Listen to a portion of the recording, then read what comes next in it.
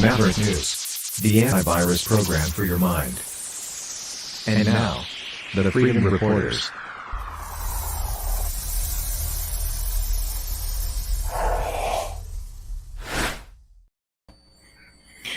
Good evening, everyone, and thanks for joining us here on Freedom Reporters on the Maverick News Network. And I'm Rick Walker with my charming co-host, Mr. Brendan Kennedy, co-host for Maverick News. Good evening, Rick, and everybody out there. How is everybody doing today? Well, I'm doing okay, and I hope everybody out there in internet land is doing well as well, in spite of the state of the world and the State of the Union, because it is the State of the Union address tonight at 9 p.m., and I have a separate broadcast, special broadcast set up for 9 p.m. tonight, so I'll stick around for a little while for that after we sign off from this broadcast, and that'll be interesting, especially with Joe Biden's approval rating at a record low. And we have a lot of stuff to talk about here, though. First, special guest coming in tonight, Ed Dickson. He works with Orphans in Ukraine and has spent a lot of time in Ukraine, and he will share some insight into what is going on over there, and we'll also have some information on how you can make a difference if you want to, how you can help out, how you can help those orphans that he works with. And obviously, it's a pretty urgent matter over there right now. Plus, tonight, what we're going to start off with is the witch hunt for truckers, the trucker witch hunt, which continues with police. And some of that stuff, I think, is very concerning.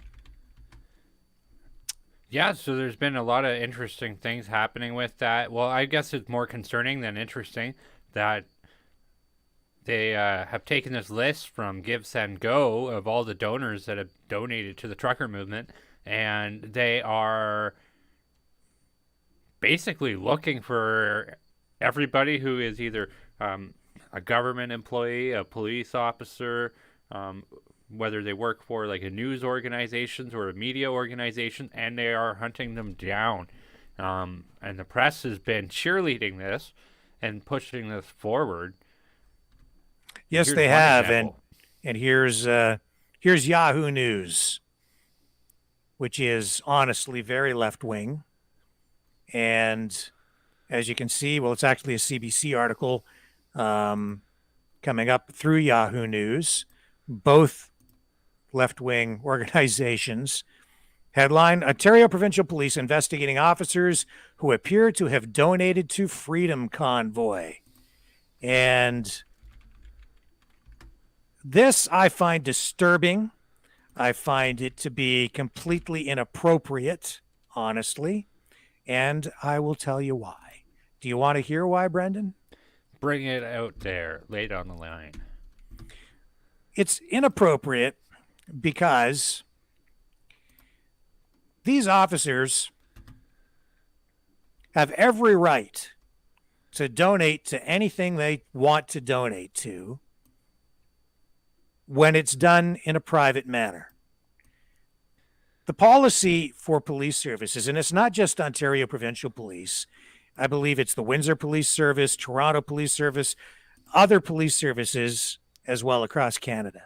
I could definitely confirm Toronto and Windsor. I've seen those articles. So, yeah, you're right on the money that they're looking for any police officers, or, like I said, if it involves a government or media paycheck, they're looking for you. Right. So when these officers donated, there was nothing illegal about donating to it at the time. And it was done in a way that was supposed to be confidential.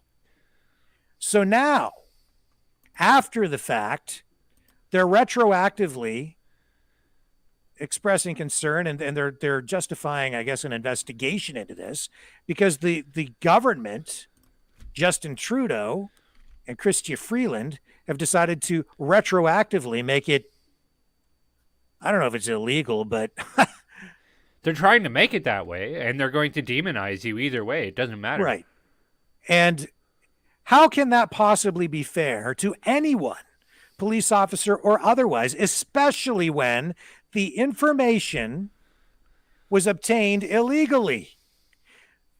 The list of donors was hacked from Give, Send, Go.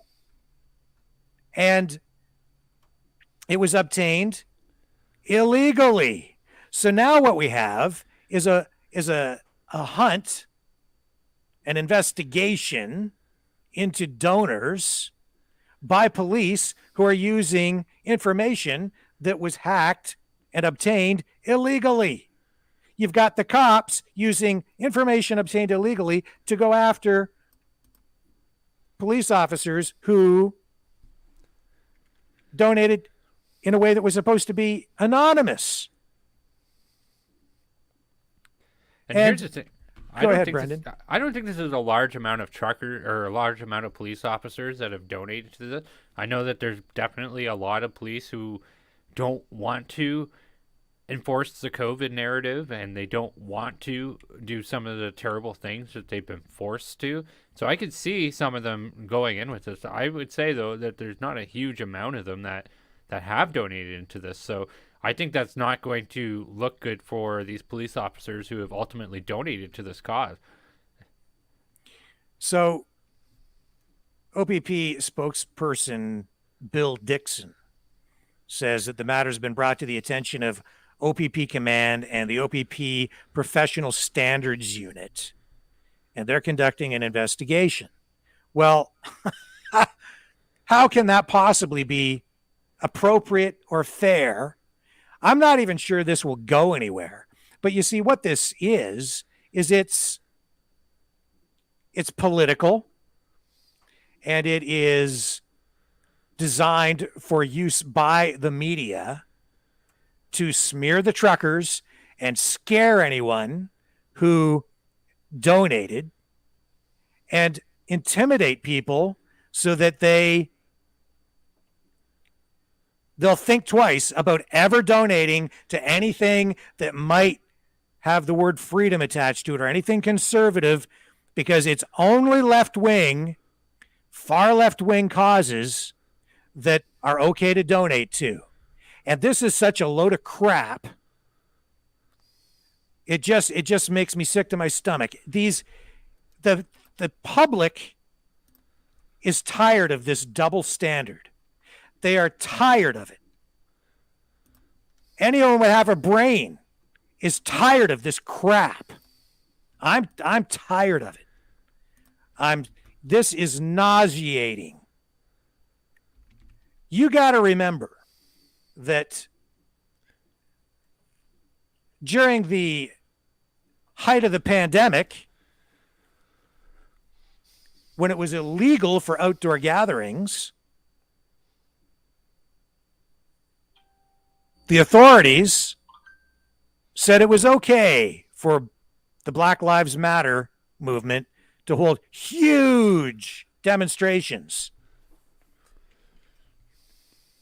Not only that, we saw police officers in jurisdiction after jurisdiction after jurisdiction after jurisdiction take a knee with those protesters and raise their fist in a communist salute in solidarity with that Marxist organization, BLM. Now, I've got issues with BLM because of their Marxist ties, their ties to communism. That's why I have an issue with them. I don't like their political ideology. Also, there's a huge problem with the amount of things that they've, like the certain things that they've invested, all that donation money they have gotten into. So, I mean, they've donated into a whole bunch of mansions and stuff like that. They bought like a mansion in downtown Toronto, and another one elsewhere in Toronto. Not to mention the CEO, who is no longer the quote-unquote CEO anymore, has squandered all kinds of money on millions of dollars of homes. And it was just less than a year ago, she was on major news networks saying, we are a communist trained organization. We believe in communism and blah, blah, blah, blah, blah. It's like, well, here's the real stripes of that organization is they've guilted and battered people into believing that they are all racist and ergo must donate money to their cause. And meanwhile, here's the real picture. There is issues in policing across the board, and I agree with that. But I don't think how Black Lives Matter operated was appropriate by any means. And I think that they jumped in front of the parade and labeled what the parade was. So they made these people who had died of very unfortunate circumstances, and they turned them into martyrs for their own cause. And all they ended up doing was stuffing their own coffers. Yeah, I mean, I don't like the way BLM uses their money either. I have issues with it, so I would never donate to BLM. I don't like the politics behind it, and I don't like the way they handle their money. Mm-hmm. I just don't like it. So I would never do it. The big issue I have here is that it's just this ongoing double standard where Dickson says here, and he says that the OPP holds its members accountable for their actions while on duty and off. He goes on to say they have a responsibility to demonstrate neutrality and remain nonpartisan. He says any demonstration or expression of views and opinions that may be interpreted as condoning illegal activity is in direct opposition to the OPP's values and mandate. Well, it wasn't illegal until when they donated. And I would argue that even after Justin Trudeau and Chrystia Freeland have gone out of their way to try to make it illegal, these cops haven't done anything illegal. They donated to something that a cause that they believed in, which is freedom. And it was really nobody's business but their own. They did nothing wrong. They did nothing illegal. That's the ticket right there, Rick. That's the ticket right there, that when they donated, it was anonymous. And so, ergo, it has nothing to do with remaining neutral, because is that to say that they now have to announce who they vote for? Is that what they're going to be too? That they have, like, or are you going to say that because you're a police officer, you're not allowed to vote anymore? So, and where do the cops, these senior these senior police officers, where do they get off using illegally obtained confidential financial information to go after people in this manner? It's wrong. Do you think if it went to court, it would be thrown out for that very reason? I'm not a lawyer, but ethically, I think this stinks. Legally, you got to talk to a lawyer. I don't know, but it sure doesn't seem right to me. And I think now would be a good time to bring up the story I put in the share screen there. Sure. In connection with what we're talking about. And so FinTrack deputy director says trucker convoy funding came from widespread public support, not terrorism funding. Right. And so, in a testimony before the House of Commons Finance Committee, the deputy director of Financial Transactions and Report Analysis Center, FinTrack, the National Financial Intelligence Agency of Canada, said the Freedom Convoy funding did not come from terrorism funding or money laundering, despite the Liberal government treating the convoy's funding using anti-terrorism tools. And so that is kind of what the spiel is here. Right. He says it was their own money. It wasn't cash that funded terrorism or was in any way money laundering. These police officers did nothing wrong. This is a PR thing. It's a spin thing. It's a political thing. And if these police officers are reprimanded in any way, I think it's completely inappropriate. They've just done nothing wrong. That's my view, and I'm sticking to it. And right behind you. Yeah, 96. and we are pleased and honored to have our special guest tonight, Ed Dickson, join us. How are you tonight, Ed? Very good. Excellent. Now, Ed is a person who has been working with orphans in Ukraine, and yeah, I mean, I'm glad you could join us tonight because the situation over there is very scary. So I'm just going to throw it over to you, Ed, and tell us what's the situation over there right now.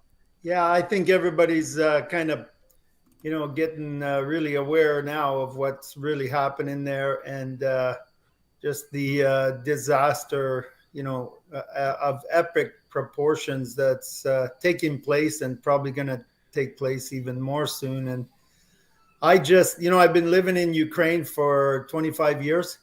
And I was over there working as an agricultural consultant from Canada 25 years ago, doing some agricultural stuff, and happened to walk into an orphanage where there were kids, just horrible situation. And I really, I thought, well, surely we can do something to help these kids. And I never imagined that was going to turn into a whole life change.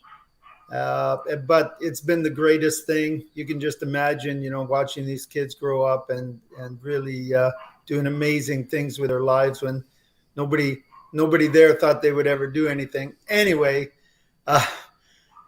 fast forward to what's happened the last while, and just watching, Ukrainians. They're really tough people. And I've told people that for a long time. I said, you don't imagine how strong these people are.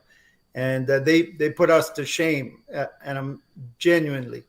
And they can get through any crisis. It's nothing for them. And so watching them now and seeing what's happening, it's heartbreaking for me being here in Canada.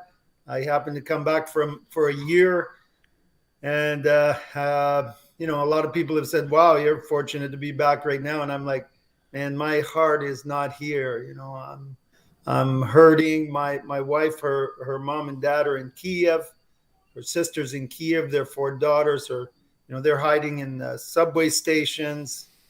And so we're kind of thinking our house is right in the middle of the fighting right now, wondering what we'll be going back to, on and on. We got 40 full-time workers over there that I'm just amazed. Like, I mean, I'm calling these people, I'm thinking they're going to be running for the borders, and they're like, no, Ed, we want to help people. We're staying right where we are, which you can imagine, guys. A grown man, I'm practically in tears watching them and their bravery and what's happening right now. It's because just, regardless of the politics and what someone's position might be on this, nobody wants to see these kids suffer any more than they already are, right? Yeah. We're moving the kids citizens right now by train. Sorry.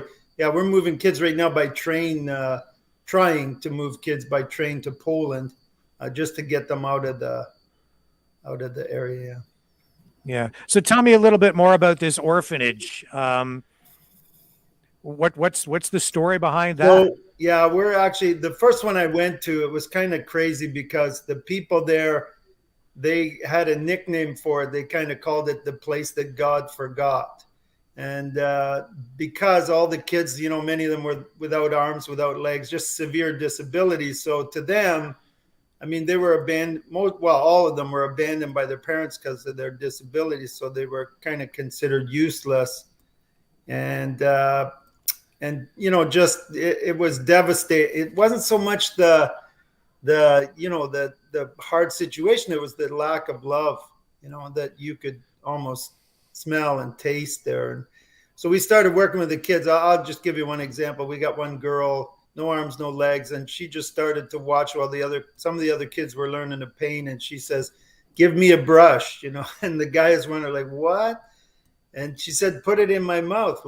So she grabbed the brush with her teeth. And guys, if I showed you some of her artwork right now, it would blow you away. Like, she's just, her artwork has been all over the world. She's been honored on national television in Ukraine as one of the heroes of Ukraine for overcoming her, everything. And I could go on and on and on with kids. We're in 20 orphanages over there now, and yeah, I could talk about these kids, but now, I mean, I'm just fearing for their lives, honestly. How many kids are there? We work with about 3,000 children altogether that we're helping, and yeah, and so altogether, just in Ukraine, there's about 100,000 orphan kids in institutions.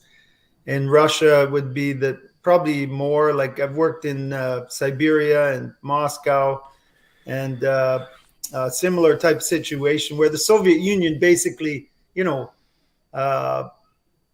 kind of told parents if they had a disabled child, it's better to give it to the state because that's going to help them to be productive citizens, right? Because if they have to take care of this kid, they're not going to be productive, more or less.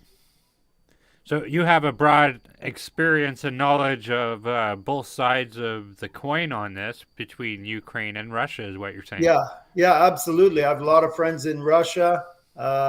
We're close. I travel back and forth quite a bit. I'm in Kyrgyzstan, Uzbekistan, Kazakhstan, all those different areas.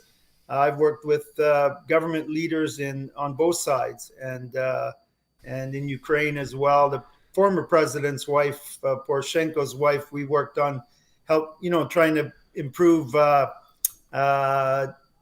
special education in the country, in Ukraine. Because basically we have 98% of kids in Canada who go to special education of some sort, like kids with special needs.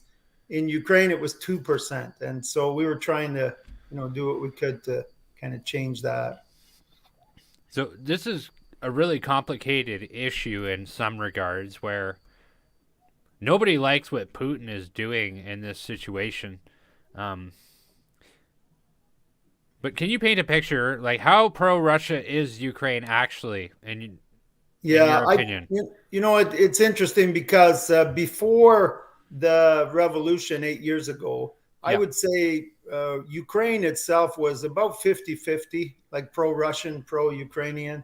And certainly on the eastern side, like the percentage was much larger. On the western side, the percentage would be lower, right? I mean, they're right close to Poland there and everything.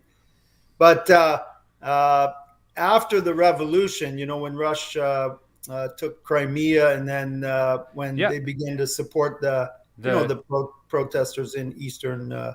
For folks at home who want to know, it's the 2014 Maidan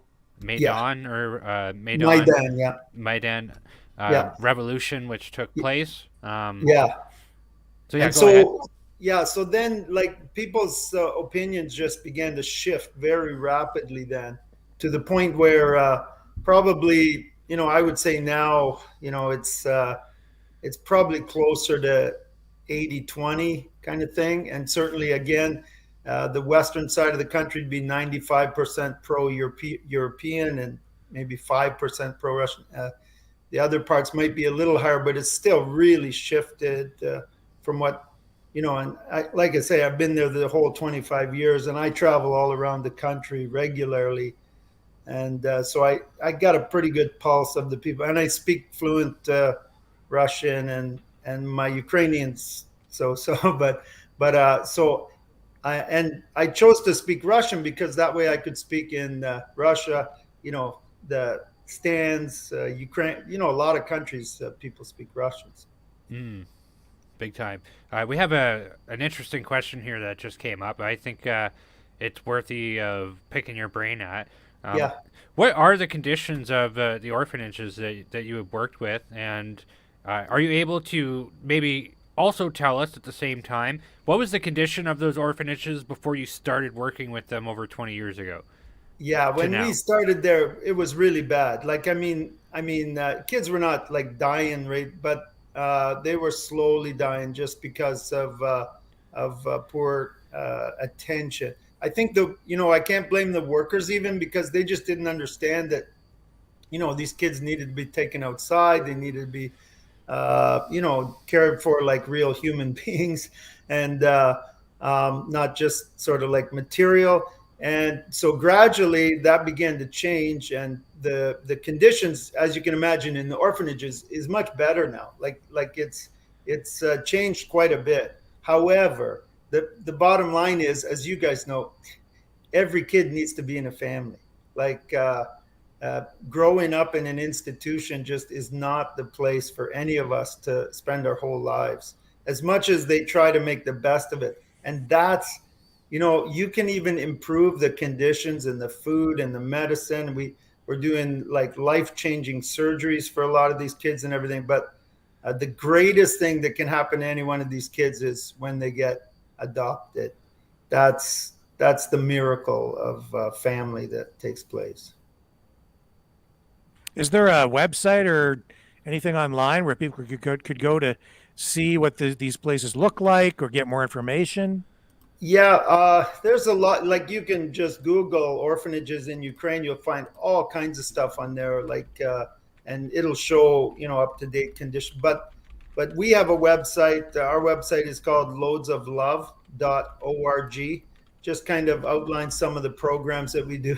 We do real crazy stuff. We take kids to McDonald's at Christmas time because you'll find this kind of hard to believe, but in Ukraine and Russia and those places, McDonald's is sort of the elite place to eat. You know, like people get all dressed up to go to McDonald's, but it just because it compared to their salaries, it's pretty expensive.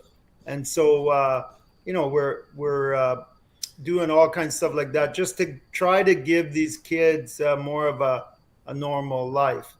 And it's even hard for me to talk about this right now a little bit because I'm thinking back on all my memories and everything with our team and like the kids and doing the happy, we call it McJoyful Christmas at Christmas time with the kids. And yeah, we have about 40 full-time workers over there, real heroes. And it's devastating right now. I can't even watch the news or anything. It's just. No, my heart goes out to you. I don't think that in this situation there isn't any necessarily. Let me rephrase it. I don't necessarily think that there's any good guys in this situation, but I really don't think what Putin is doing is good either. I think he's kind of behaving like a bully, and I also think it's at the detriment of terrible foreign policy that has been enacted for so long. We've had the USSR collapse in '91. We had total opportunity to bridge the gap with an old enemy, but instead we've kind of ostracized it, and we ignore him a lot until Putin gets mad, and then he does something like this. And they go, oh well, look at this big tyrant, this monster over here. So it's like they, to an effect, have created this monster, and now they're shocked that it's behaving like a monster. Is that accurate, would you say? Yeah, I think it's somewhat accurate. I think, you know, you always got to look on both sides a little bit. I mean, I know the Ukrainians. I know they're good people. I know they're strong people. I know they're fighting for freedom. You know, like we all want to fight for freedom. We don't want to be controlled by someone. No. On the other hand, you know, when you look at Putin, you got to realize that just imagine the United States. Let's say it was during the Soviet Union, and let's say Mexico told the United States, we're going to join the Soviet Union. I think the United States would say, well, not so sure that's going to happen. You know, like we're not going to allow the Soviet Union to put missiles like all along the Mexican border. And yet it, you know, again, looking at both sides, it becomes pretty complex, but also, you know, you can understand some things. So when you're watching the news, Ed, are we getting? It doesn't seem to me like it's likely to be very accurate, because whenever it comes to coverage of war, any war, I feel like I'm watching sports coverage when I tune into television. Yeah, I think you know, there's so much stuff coming out now, and I just get tired when I'm watching it because, you know, people stretching the truth this way or that, and it's really a lot simpler. It's just politics. people fighting for territory. It's you look at their side, you look at our side, and it kind of makes sense, and all this other stuff coming out. I don't know. It just they're trying to paint a picture of that maybe will just create this kind of very mysterious view that will get people watching the news every day, Mm-hmm. And really what we need to be doing is really thinking hard about saving people's lives right now. So tell me more about Loads of Love and how the organization helps, because I know they're based in Chatham, Kent, Ontario, which is in Canada.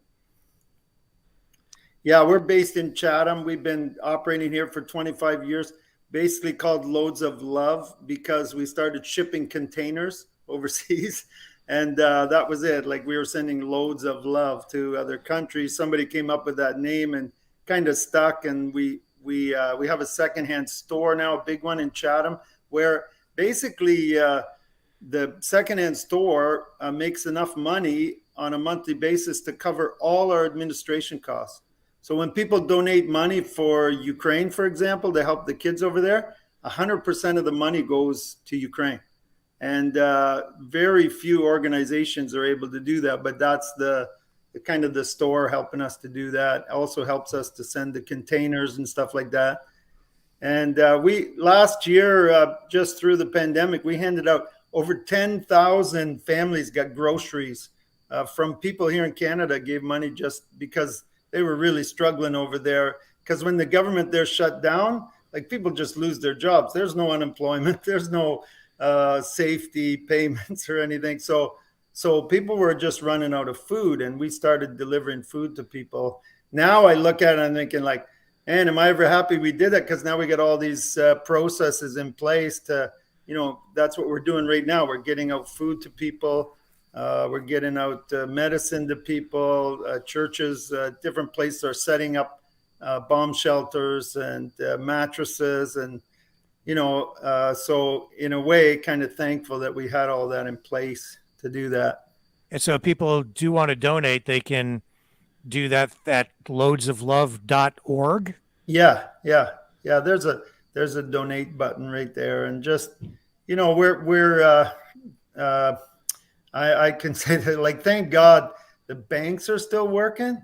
It's an absolute miracle to me. Like, just the fact that they're still open, that people are still able to use their cards.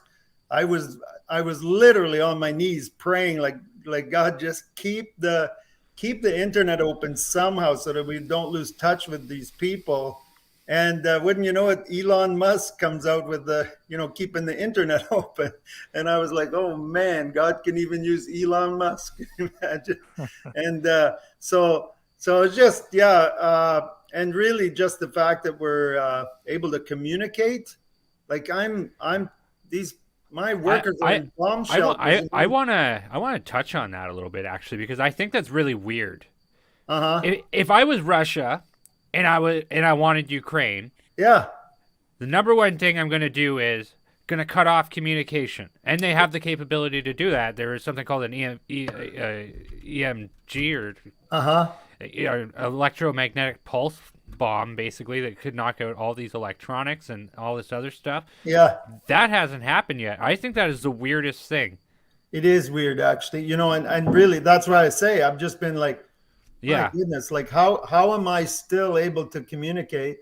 I mean, people are in bomb shelters, and I'm talking to them on my phone and looking in their faces. Like it's really amazing to me.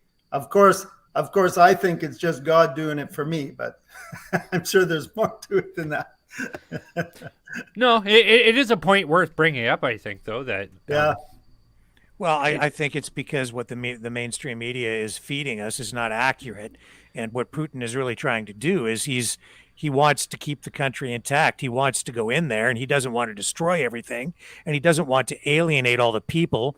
He's told his military not to go in there and to try to not kill civilians because he wants to install a new government there. That's what his objective is, to keep the West out and NATO out. Yeah, I think he was really surprised at the response of the Ukrainian people. I think, and that's kind of weird to me too, because I think, like, I mean, I knew, most people in Ukraine knew that, the tide had turned, and there was not the support for Russia at all that they thought. Man, I think they were thinking they were going to be able to come in and, just come in very calmly and he even encouraged the Ukrainian army to turn, against their own government, and really judged that like wrong too. And I think there's, it's kind of like, I don't know, it's like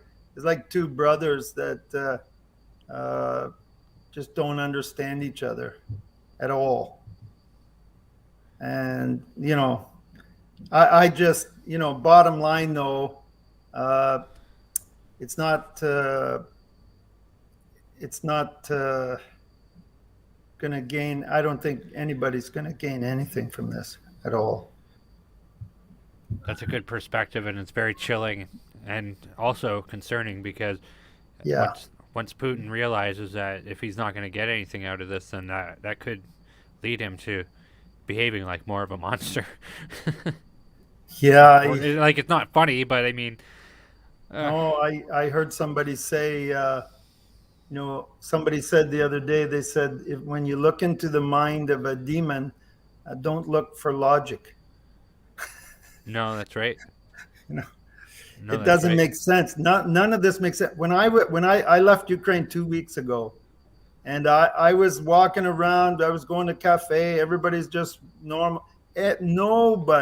Nobody thought this would happen. Nobody had, like, even though the U.S. and everybody else was saying, oh, they're going to invade. Every Ukrainian was like, they will not. Like, there's no way. And so anyway, it was just a shock. And that's why everybody's still in shock now. Sorry, guys. I just realized that my light's off. Oh, there we go. Perfect. Now we can see. I was wondering what was going on. Sorry, the sun was going down as I was on, and I didn't want to get up to shut it off. I thought everybody would tune out. Well, Ed, Ruth brings up something here, Ruth Baggard, and I share her concern. What's going on over there right now is governments, including Canada, are sending over weapons. Yeah. These are people who here, and the people supporting this are people, Canadians who are like, oh, we have to have gun control. We can't have anybody having guns. And now they're sending over weapons, heavy weapons in some cases, military grade weapons, and they're handing them out to civilians, people who don't have proper training, people who don't know what they're doing. I know from another contact I have over there that some of these weapons, a lot of them are falling into the hands of criminals and organized crime. We have gangs now running around on the streets over in the capital, shooting each other, causing mayhem. And this is where some of our weapons will end up as the Canadian government sends them over. Mm-hmm. I don't see the sense in some of these policies, and honestly, I have to be quite frank.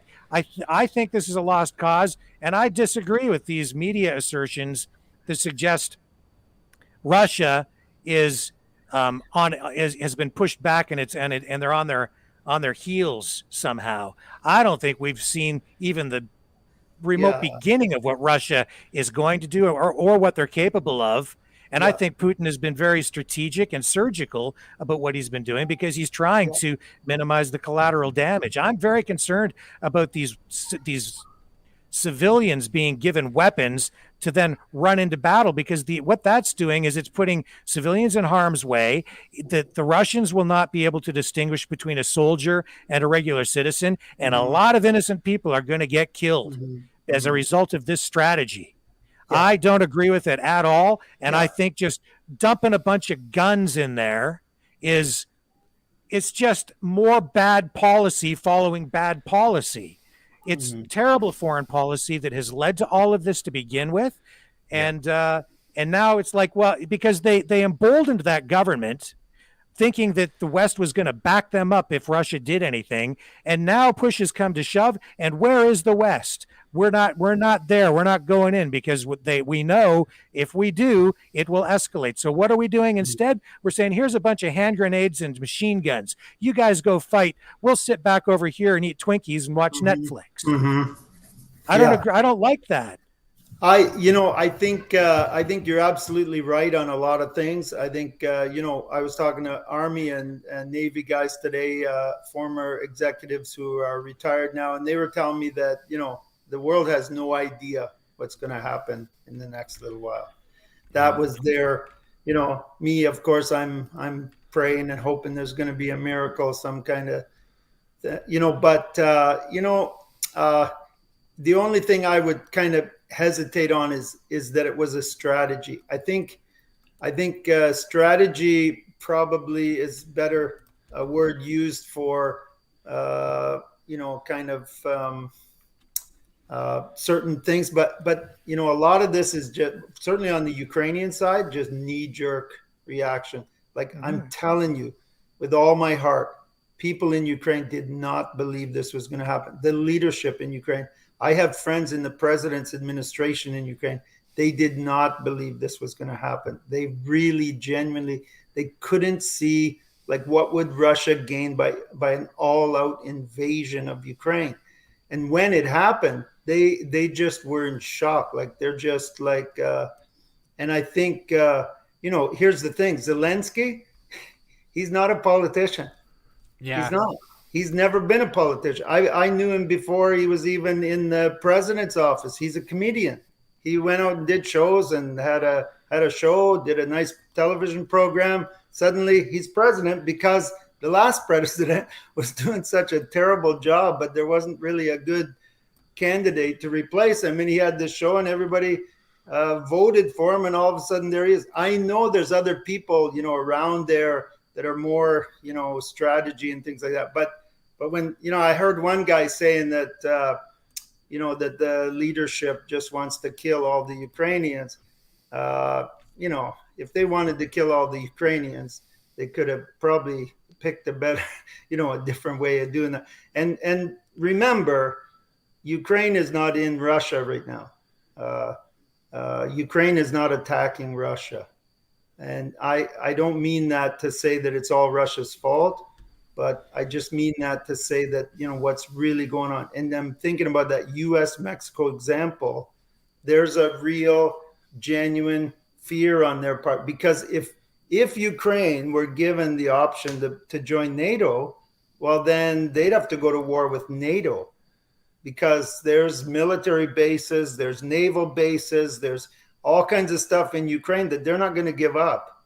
And they're not going to give up Crimea. And that would mean all-out war with NATO. And they figure probably that this is better than all-out war with NATO. Because all-out war with NATO means that we're all gone, right? Not just Ukraine. So well, I think, I'm worried that it might escalate to that anyway, because it seems to me we've just got a whole bunch of bad people doing a lot of really bad things and making bad decisions. I used to work in government in Canada. I was in the agriculture department, and I'm telling you, our whole reason for living in the government, everybody in the government, just to be seen to be doing things, just to be giving the public the impression that we're really doing something. Giving the public the impression that the minister and the prime minister, that they're really doing something. That was the whole existence of government, to make people, almost like a doctor, when you walk in, he wants to make you feel like he knows what to do. Don't worry, the doctor knows what to do. And you want him to give you that impression. And it's the same thing that the governments do to us, And so they come up with all these big plans about how to handle everything. They don't know what they're doing. They don't know the truth of all these things and how it's going to affect us. And everybody knows that. That's common knowledge around the world, that we don't know the real effects of all these things that we've been fighting for the last couple of years, and what what a mask does, what a shot does, what all these, But the government tries to give the impression. I'm sorry, I'm rambling on, guys. but Oh the no, go ahead. government tries to give the impression, and 65% of people in the country are drinking the Kool-Aid. Big time. Big time. I think you hit the nail on the head there. And this reminds me of a little bit of a rabbit hole I went on after last night's show. Is I suddenly became more concerned, and you don't have to answer this because of its political whatever, but anybody could give their thoughts on this. But I am more concerned that Justin Trudeau and Joe Biden are at the helm of this ship, driving it, than I am about Vladimir Putin. Like, is that saying something or what? I think when you start to really look at it, we like to blame Vladimir Putin right now, and God knows, and I know that I'm really upset at what's going on, and I have opinions, and I have words that I want to say that I can't say.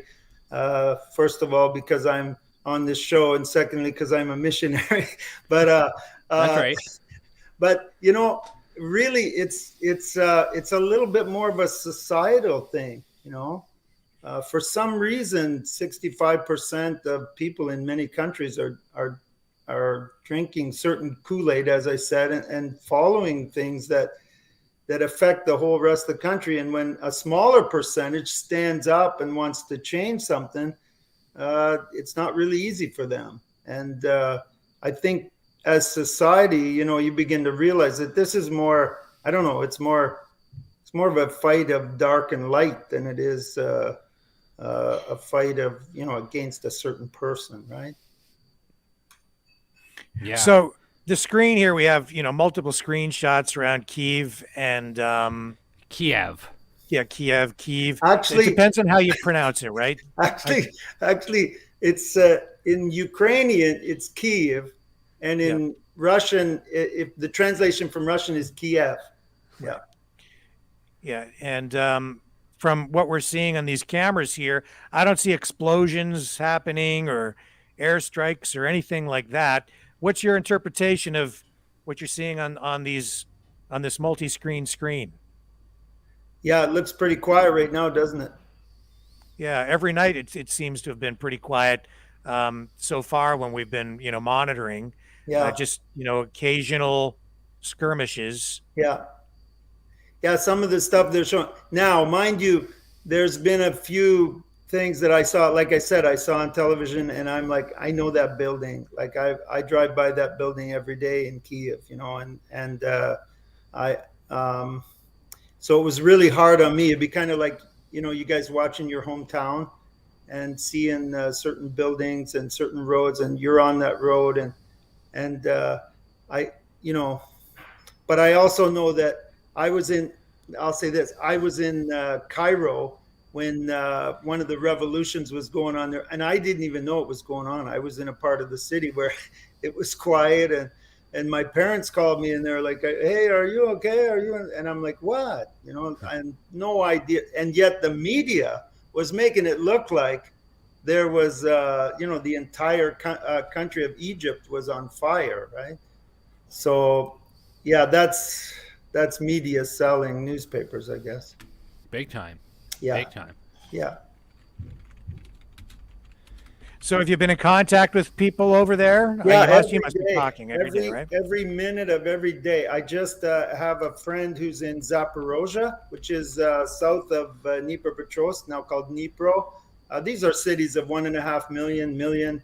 And Zaporozhye, she was telling me that she said, they wanted to get out by train with some of the kids, but they couldn't because the train track was damaged from missile strike or something, and they could only get out by car. But the roads are all shut off. They got these block posts up, and so they can't get out by car. And then she said, we're seeing tanks like around, but she didn't say tanks were shooting or anything. They're just around. And are we talking about Russian tanks or? Yeah, Russian tanks. So, and again, like, there you go, right? I mean, there's tanks around, but she didn't see that they were firing at anybody or anything.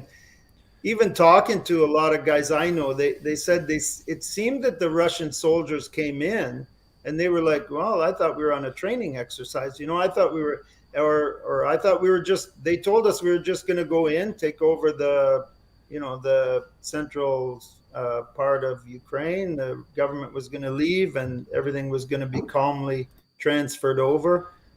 And so it certainly seems like that there's a little bit of confusion, maybe. I don't know. It seems the Daily Wire did report that, Ed, and so I'm not sure though, because here's the thing: they only have to give name, rank, and serial number. Yeah. They're going to tell them whatever hocus pocus baloney that they want to. So I mean, absolutely. How credible is that? I would be unsure how credible that is. Yeah. It's weird. It is so weird. That's like in.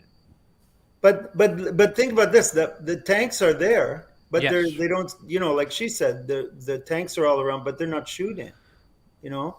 It's not like they're just going in and wiping everything out either, right? So that's what I mean. A lot of this stuff doesn't really add up if you're looking at it as a conventional war, right? Absolutely. No, it doesn't. Which just reinforces my thoughts that it's because he's trying to be surgical. He doesn't want a lot of civilian casualties, if any, and he's trying to minimize all of that. Seems that way, yeah. Yeah, that seems to be the approach.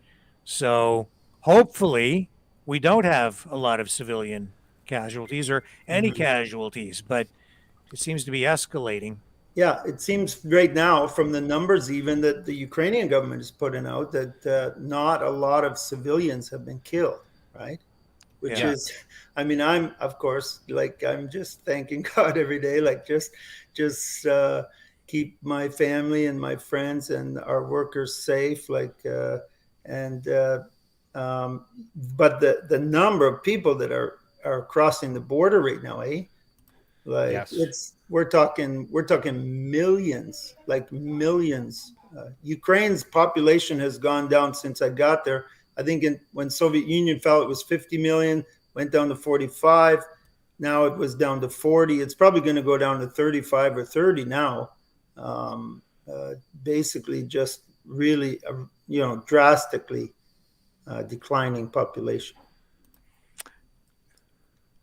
So tell me about the procedure that you're using, or methods, or whatever. What goes into getting these orphans out of the country? You say you're trying to send them to Poland. Yeah, just a friend of mine he's a former advisor to the president for children's rights in the country, and he's right now in the train station in Kiev. He's got like close to 200 kids, more or less sitting on the floor. They're waiting for the train. He said the train was 2 hours late. We're just providing funding for gasoline, for buses, for trains, to move these kids. Of course, we don't have, it's not like we have to pay the whole shot, but whenever you do something, even if the government says they'll fund it, there's always people along the way that have to be paid for this and that. So we're helping with that. We're not coordinating anything ourselves, but just letting all our partners know that we're ready. We're sending food, like I said, money for food and medicine, and the various places around the country right now. And thank God people can still use their cards. I don't think that's going to last very long. Because the stores are running out of food, and then you're only going to be able to get stuff with cash pretty soon. And so we're just doing our best and wondering always what tomorrow's going to bring or how it's going to change. I hope, really just hope that they'll be able to sit down and work something out. But I think, the talks that they had, obviously, they sat down and they weren't even close to each other. Yeah. So, this people you've been speaking to over there, have any of them been offered weapons, or are they fighting, or trying to hide? No, we have one Canadian right now. She's a lady from Alliston, Ontario, who's living in my apartment, and she's still going out. She works at a rehab center that we support for. Alcoholism is super bad over there. Just helping guys to get out of alcoholism and stuff. She works there, so she's been going there regularly. She's going out every day. We haven't had. Well, I've had some guys contact me and say, Ed, can you get us weapons? Can you get us? They said even more than weapons, what we need is we don't have fire retardant uniforms. We don't have bulletproof vests. We don't have helmets. We don't have any goggles that we need. And I'm thinking, like, you're asking me to, like, yeah. And so they haven't, all my friends and even the guys that are in the army that I know haven't asked for any weapons. They're just asking for simple, like, uniforms, bulletproof vests. Like, That's an interesting point you bring up. I do know I'm a little bit concerned about the Canadian government and the way they have portrayed, like, they are calling for volunteers there in Ukraine, and I kind of don't care about that a whole lot. Like, that's fine if they were to do that, but I've seen articles, like the BBC published an article about a comedian who lives out of Toronto who was a Canadian military reject. He wants to go over there and help fight. And the Canadian government is saying, well, we're not going to tell you to do that, but if you want to do that, that's fine. Go for it. Have fun. And I think about what had happened in the Middle East over the past few years. Like, if our government were to say, oh, yeah, like, you can't, we're not saying you should go fight with ISIS, but if you want to go fight for ISIS, like, by all means. Like, think about it in that context, right? And then think about the international problems that we're going to have if the Russians start capturing Canadian citizens who went out there on a whim and either get killed or captured and they have Canadian passports. Like, that's not going to be a good scenario, I don't think. I don't think Russia will take kindly to that. They could even say, well, this is a hostile act of war. That's dangerous. Yeah, I can't imagine. Well, who knows? Maybe the numbers will be big of guys going over. But we're talking, the Russian army has probably like 200, close to 200,000 now, if you include the Belarusian guys. And then we're talking, they've got access to 5, 6, 700,000 more if they need them. And it just like my friends, the army guy and the Navy guy were saying, like, people have no idea what could happen very soon if they don't just end this quickly, right?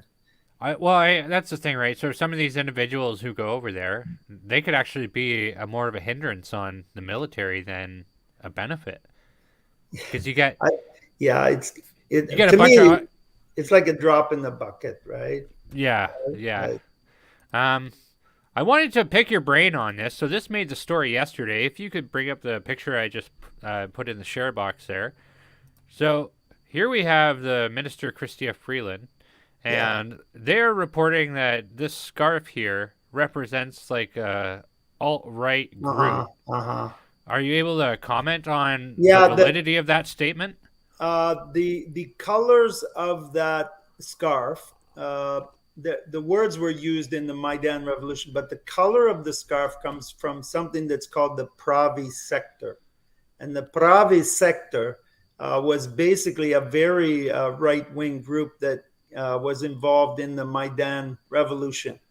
They were, I wouldn't say, the most powerful group there. And some people have kind of exaggerated their influence in Ukraine, but they were influential. Absolutely. They were very powerful, and they were some of the biggest organizers, coordinators of the resistance from the Donetsk and Lugansk area. And so are they right wing? Absolutely. Do we Are they right wing as in conservative, or like right wing as in not as in Nazis? Because there's a big difference there, Yeah, right? But I used the wrong word. I would say like ultra right. Yeah. okay. So Yeah. fascistic Nazis, like real I Nazis. yeah, Yeah. I really, because I lived there, because I've been there 25 years, because I know a lot of the people in government and stuff like that. You know, I I really kind of it when I hear the word people referring to people there as Nazis, that it just a bit of an exaggeration, you know. But But that's what Putin's been saying. He's into yeah, the absolutely, denazification is yeah, what he says, right? yeah, Well, and I mean, the Ottawa Citizen has reported far right groups that actually have swastika brandings on their what do you yeah, call it, on their yeah, militia stuff. So yeah, I don't know. I just was curious about this because I yeah. have misinformation goes two ways, right? So I mean, Exactly, exactly. And I think, it's really important to understand the psyche of the Ukrainian and Russian people. I mean, they won the Second World War. If you talk to any Russian or Ukrainian, they'll tell you and really genuinely, like with Hitler invading Russia, even Churchill was waiting there in the shores for the Russians to keep beating the Germans in Russia until it was, enough for him that he could invade. And it didn't diminish what the Canadians, Americans, British did there, but really the Russians took the bulk of the hit there, and they feel, in their opinion, they won the Second World War. They were the ones that beat Hitler, and so anyone who says Nazis, like that, just irks the blood of any Ukrainian or Russian, and that's why you can understand being used to fuel emotions, kind of on both sides. I guess so the you're irony here is to see Chrystia Freeland with an ultra right banner in front of her, especially after. Well, you're getting the point, right? are you able to translate that? Like, what does it say? It I have no. says glory to Ukraine. Oh, okay. Yeah, yeah. It's a nationalistic, because it's interesting too. Like, when you travel around the world, we Canadians, we don't tend to be nationalistic. Like we're not really. No, we don't. The Americans are a little more nationalistic than we are.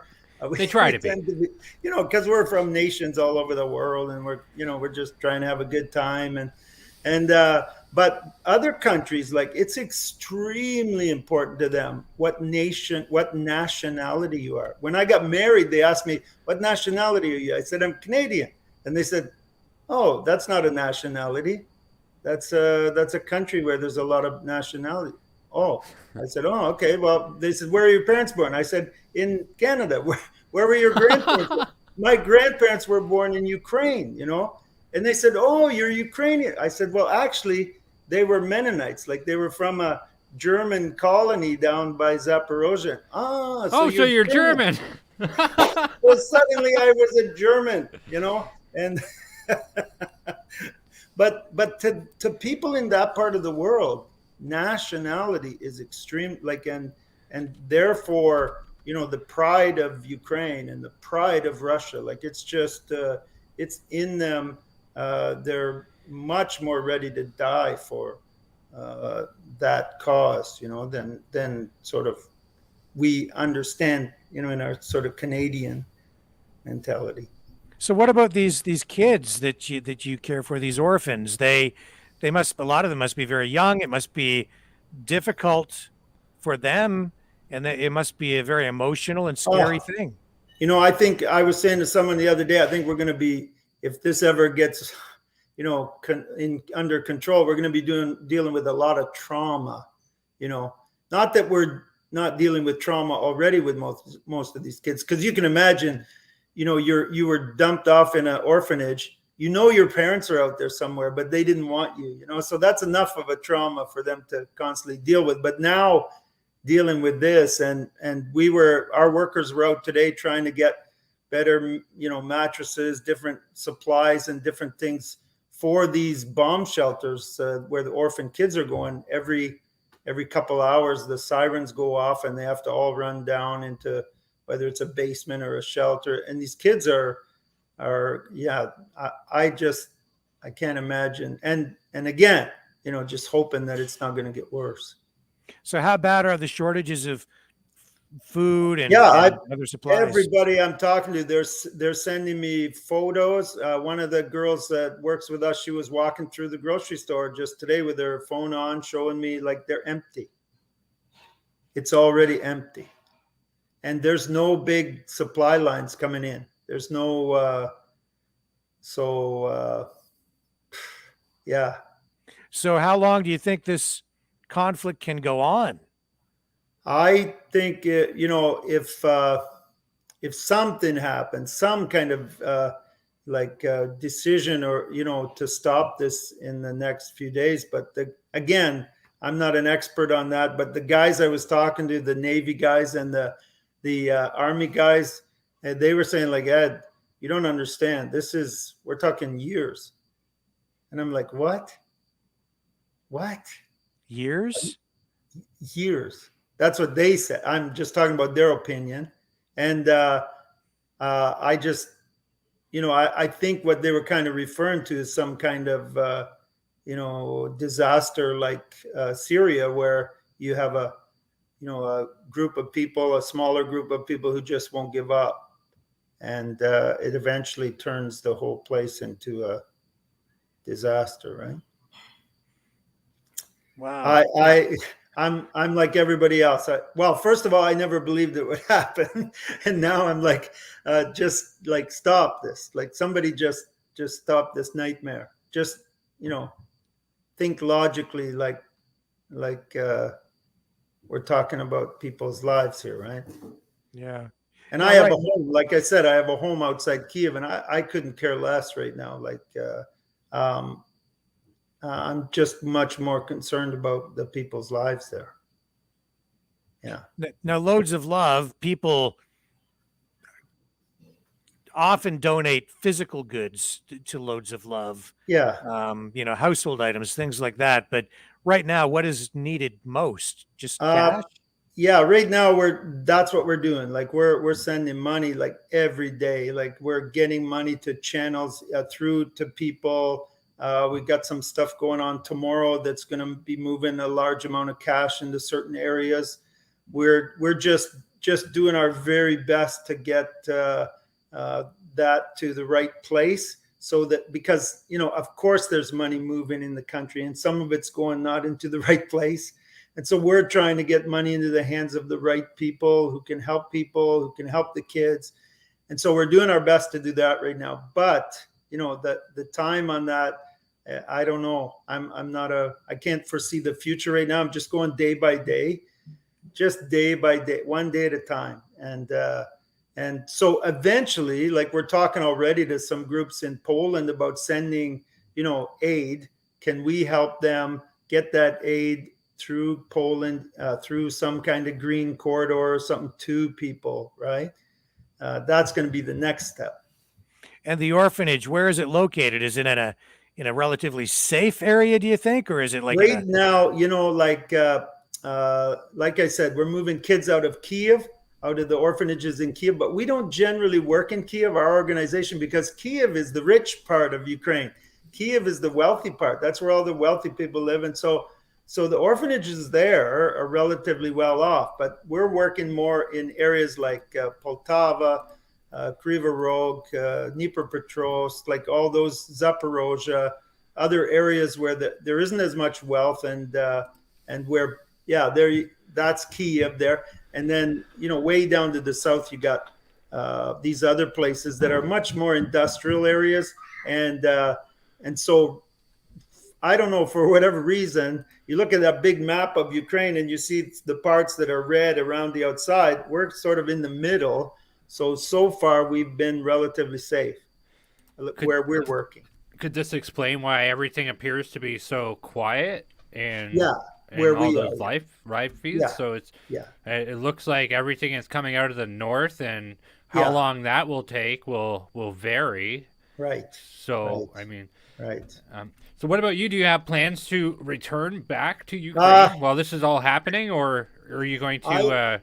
I was you guys can imagine. I mean, I was ready to get on a plane the next day as soon as this started, and I wanted, and then realized the airport there were no flights going in or anything. So I thought I could fly to Poland, and then, a couple of really good friends of mine sort of sat me down and said, Ed, think about it. Like, what are you going to do if you're there? You're going to be able to do way more here, coordinating things, helping, than you could do there. Like, I know your heart is aching. You just want to go there and do something. But they kind of talked some sense into me, and here I am. Yeah. But I'm thinking, the point may come soon where, like I said, we might start coordinating some humanitarian assistance out of Poland, let's say, and maybe that would be time to go over there and do some things. I mean, I'm talking like we're a big deal. We're a small organization. There are some huge organizations that are going to be getting involved and with refugees and helping people, and so we're just trying to do what we can. And again, if anybody wants to help Ed and Loads of Love, you can go to loadsoflove.org and donate to those folks tonight and anytime through that website. And they do great work. I've been over there. I see what you guys do with the containers of medical equipment and supplies and just everyday items that people need to survive. When you send those things overseas, those containers, you guys do a lot. So Yeah, my we're hat just certainly goes off to you. yeah, doing our best, man. Just really, and I think it takes everybody, right? We all got a chip together, and this is. I said to somebody that this is the real Canadians now. This is real Canadians coming out and supporting people, who are in trouble, Right. and just plain and simple. Hey, my brother's in trouble. Like, I'm gonna do something. I'm gonna step up. I'm gonna help him. And so I think and nobody. I don't know. I've been around the world. I've talked to all different kind of missions agencies, charities, stuff like that. Like, very few countries give like Canada. Canadians give, and it's fantastic. That's the lifeblood of our society. We support each other. All our mothers taught us, do unto others as you would have them do unto you. We were all taught that when we were kids. A lot of people around the world, they were not taught that. They were taught survival of the fittest, like take care of yourself first. And Canadians we're a little bit different that way. So we're seeing on the map here on This the is legend, it compliments says of BBC, by the way. Yeah. Just thought worthy of mention that. Like, Yeah. explosions, Yeah. attacks. My What- house, my house is just south of where it says Bucha. There, if you see Bucha, and some of the yeah. biggest fighting right now is going on right there in Bucha, and there was a little part down below there where that looks like a river, but a blue river goes down. I mean, I got a house right there, and I'm just wondering if it's still standing. We don't have anybody in there right now, so who knows? But yeah, I look at that and I know, just like you guys know your hometown, like I know every inch of that. So city. what does it appear they're attacking? Or Yeah, it's obviously that part to the north there. That's where Chernobyl is up there. That's where there's Chernobyl, right there's around here. no, it's more. It'd be just north of the picture actually, on Okay, on the left side. Yeah, up there. And probably about 80 kilometers from the city, something like that. But there, there's nobody there really. I mean, it wasn't like, No. they made a big deal of them taking Chernobyl. I'm thinking like, well, I mean, Actually, we for people who didn't tune in 2 nights ago, we did have a correspondent from who's in Romania right now, who kind of gave us a Eastern European perspective on the situation, and he had pointed out the same thing, but when we Google Map it, it looks like it's by a strategic road that leads out of the country. There is a road up by Chernobyl. Okay. In fact, I take my cars there because sometimes I have to take my car across the border and back just for the license thing. And so I actually drive up there to the city that's called Chernigov, and then right over to a river, the river that runs up there, right by Chernobyl. And yeah, and in fact, I'm pretty sure that's near where they met for the meeting that they had. Was it yesterday? Yeah, yesterday. Yeah, it was right Sunday in late. right in that area there. But there's roads that go up on both sides of that, what's called the Kiev Lake, north of Kiev, and one side I got it up goes in the screen share there, Rick. more to Chernobyl, the other side. But those are the main roads coming down from. Yeah, there you go. So those are the main roads coming down from Belarus on both sides, right? You see that area right near Chernobyl, just to the right of it, that's Belarus already. And so they're like literally kilometers from Belarus.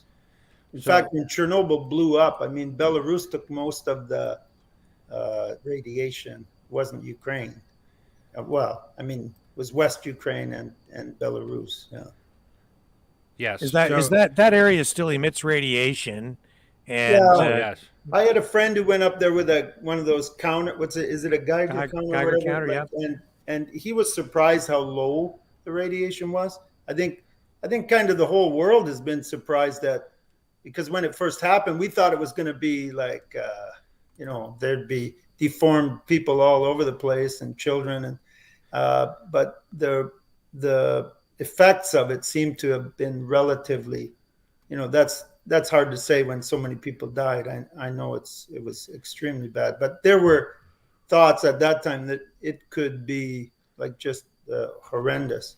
Well, you got to calculate too, right? So a lot of people have probably had cancer, which is something that's long term and not an immediate thing. Birth defects and blah blah blah, that sort of thing. Yeah. So, but you see, there's this bridge here, and so that could be pretty strategic, and this could be an entry point into the country, which is also because that's strategic. Belarus right there.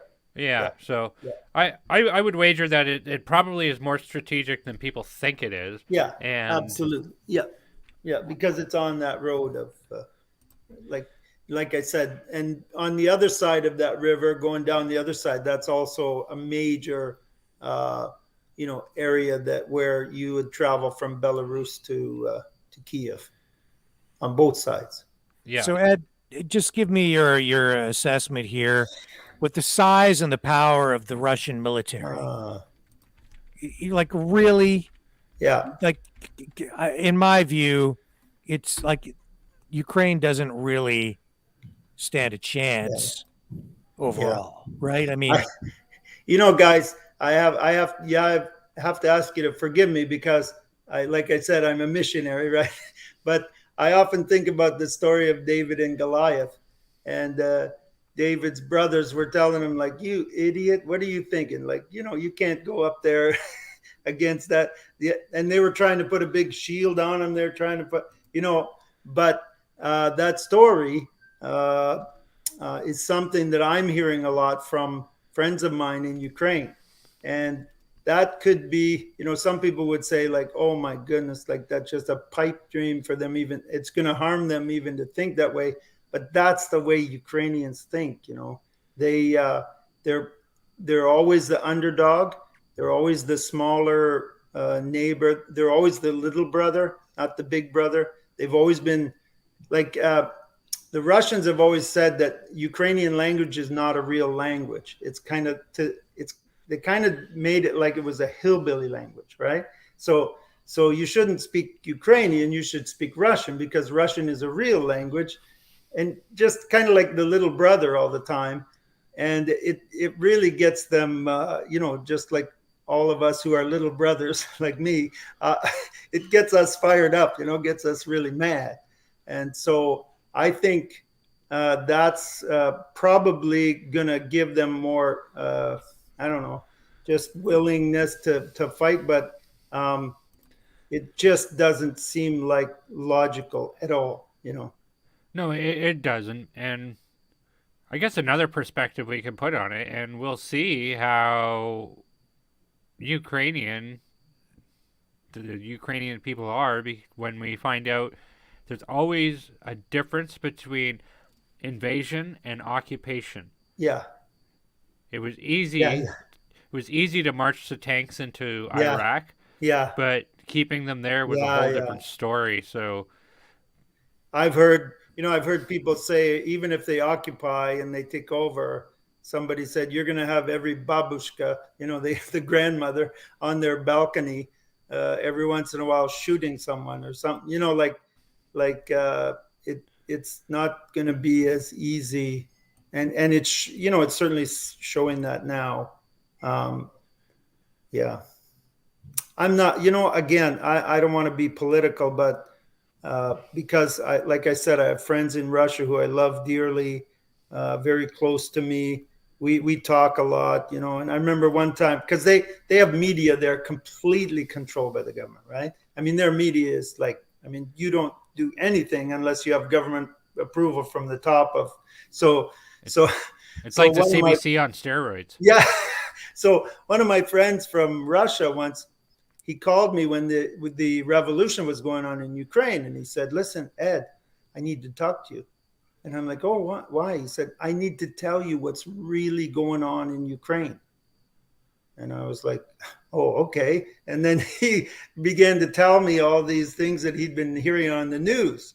And I was like, Sergey, can I just tell you that I just want you to think about this. What if I called you from Ukraine, where you are, and I said, Sergey, I want to tell you what's really going on where you are, And he called me back the next day and he said, man, I was up all night thinking that is so dumb for me to do that.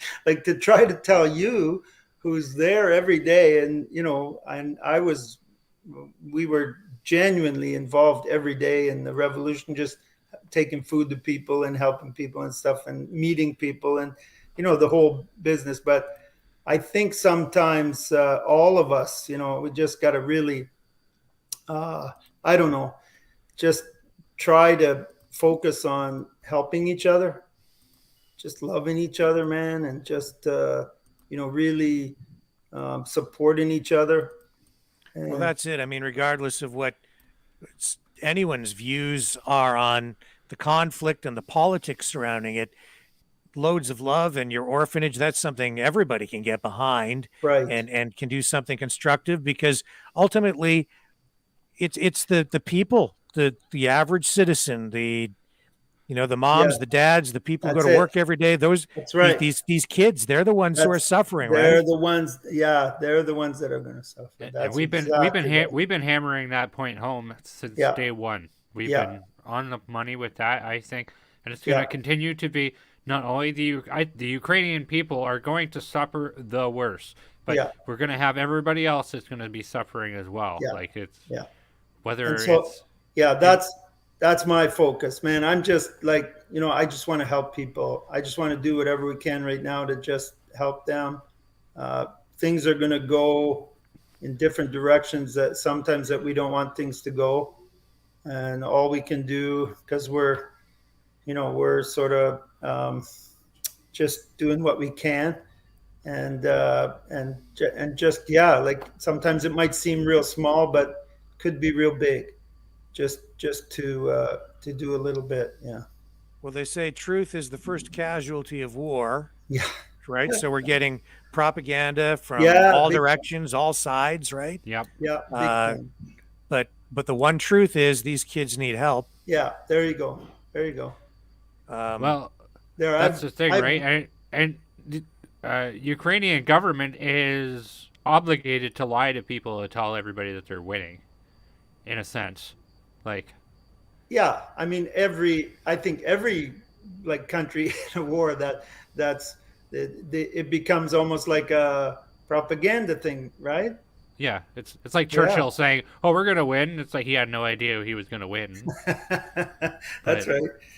I Yeah, mean, think it's a good thing that he did that. But yeah, it's nobody. If you have somebody who's running in politics and says, "Well, don't vote for me. I'm right, going to lose," nobody's right. gonna vote for it. Exactly, exactly.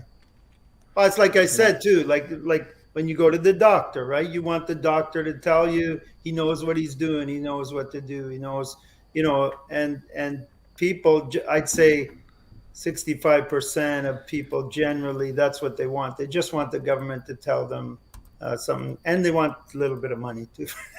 So what's your objective here? You said you work with about 3,000 orphans. Yeah.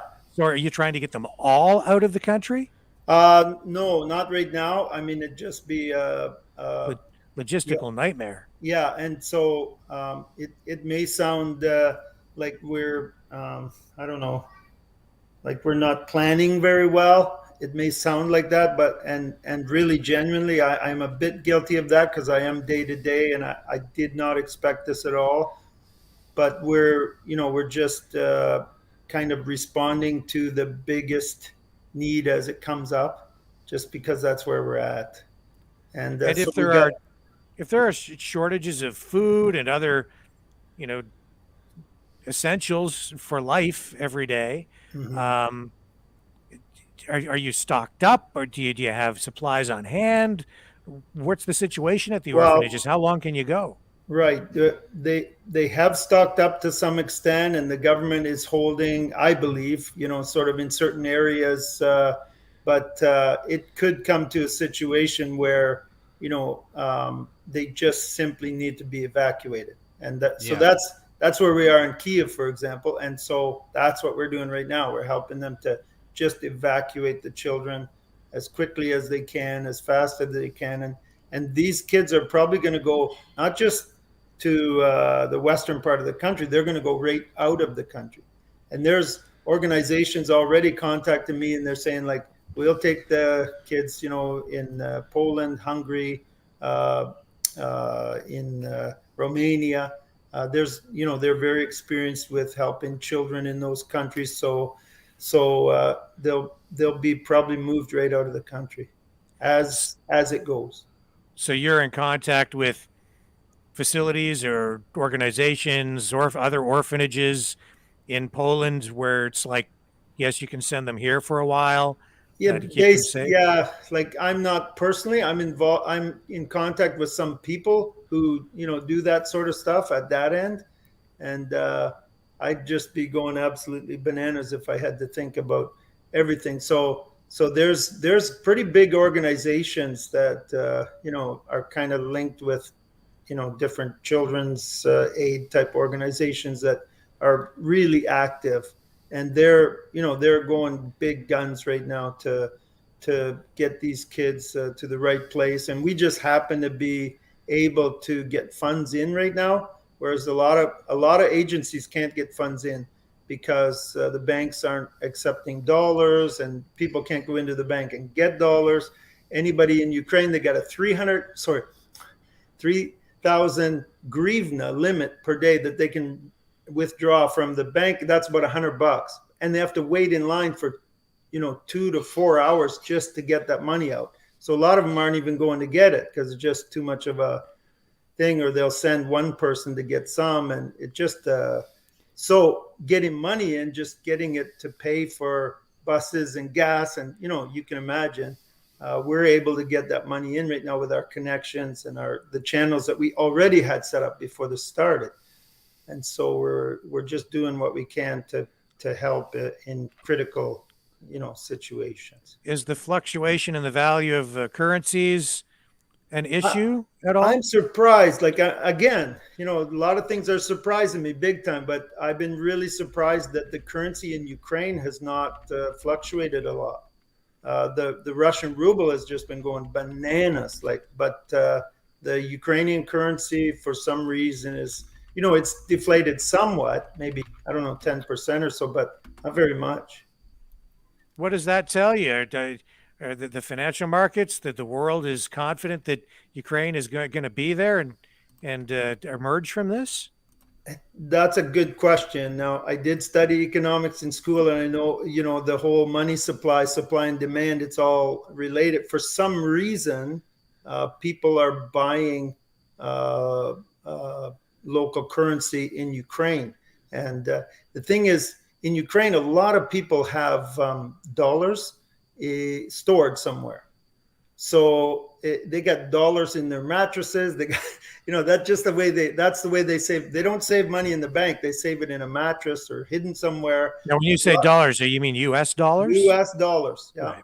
They're everywhere, in every home, and everybody if they're going to hold on the currency, they hold on to dollars. And so a lot of those dollars are coming out of their mattresses right now and buying local currency so they can buy things. And I think that's what's keeping So the that, and why is that? Because they can't transact to buy goods and services. Right. You can't use the dollar to officially. It's against the law to use the dollar to make a transaction at a store. Right. You have to use the local currency. Okay, that's interesting. Just so everybody knows, so I just checked out what Ed was saying there, and as of February 21st, Ukrainian currency was 45 cents per Canadian dollar. So every $1 Canadian you had 45 cents Ukrainian. And as of today, it is for every $1 Canadian, it's 42 cents Ukrainian. Yeah. So, I mean, it's only dropped very little. I've been absolutely shocked, really shocked that it's stayed so stable.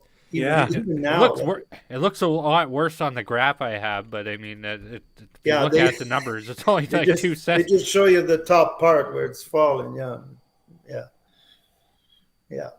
That's an economist trick. Yeah, that's a numbers trick across the board there. Yeah, but if Ukraine falls and Russia takes over, I would think the Ukrainian currency would be done. Yeah. No? Yeah. I think so. I think though, what a lot of British intelligence is coming out right now saying that it's very likely that what they're saying is that it's possible that what Putin wants is to split the country in half, so that half, like that side of the Dnieper River, the east side would go to Russia, and the west side would become some kind of separate country. That's kind of the sort of idea. And then they build a new version of the Berlin Wall. Yeah, sort of like East and West Germany, I guess. Yeah, the demilitarized zone in Korea, something of that nature. And now, because I think Ukraine is. Just like we were talking about, like full occupation of the whole country is just, it's almost it's a big job. Yeah. It's a big place for a big job. Now, I have to ask you this, and I don't know how much of it you can answer. If you can't answer it, then that's fine. But I wouldn't be being me if I couldn't answer it or ask you it, right? So there's a lot of talk about corruption in Ukraine. What are you able to tell us about that? Or even go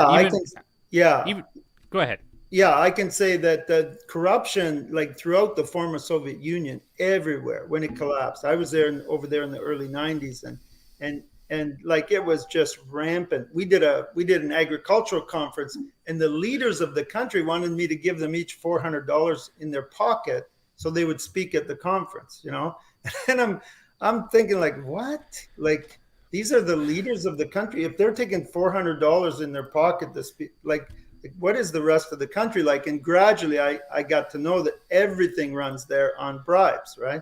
I mean, the first time I got pulled over, a car pulled over and the policeman was standing there. There was another black car pulled up because he was going too fast, and he handed him a banana through the window. The policeman took the banana and the car took off because it was a black Mercedes, right, with tinted windows. And the policeman didn't want to, get into any trouble. So he just let him go. And little by little, I realized that the entire country, and Russia, Ukraine, Belarus, everywhere, like there was just, and so imagine this, an entire nation, like a massive nation, in one day changes from communism to free market. Bang, just like that. And the what do you call them? The vultures just came out in droves, because the faster you were to grab something, the faster you were to, and very often corruptly, take control of different enterprises, organizations. The entire oil fields of Russia were taken over by men who, basically did it with power and threats, and it's almost boggles the mind that happened, and it happened so fast. And there was like little state farms, for example, and the Ukrainian government decided to give shares to everybody who worked on the farm. It's like a 30,000 acre farm, so let's give them shares. Well, then the next day, the farm boss came in and said, everybody's going to sell me their shares for $1 each.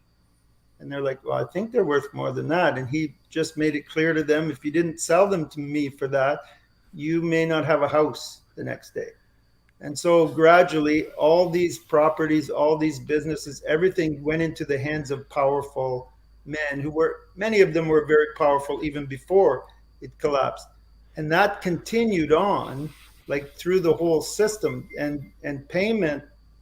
I remember when I was first there, one of the policemen told me he made $200 a month. That was his salary. But he had to pay his boss $400 a month. And I was like, wait a second. That took me a while to figure out, like, wait, you make 200, you pay your boss $400. And then, well, he makes about $1,000 a month on bribes. So after he pays, he's got about $800 a month that he lives on.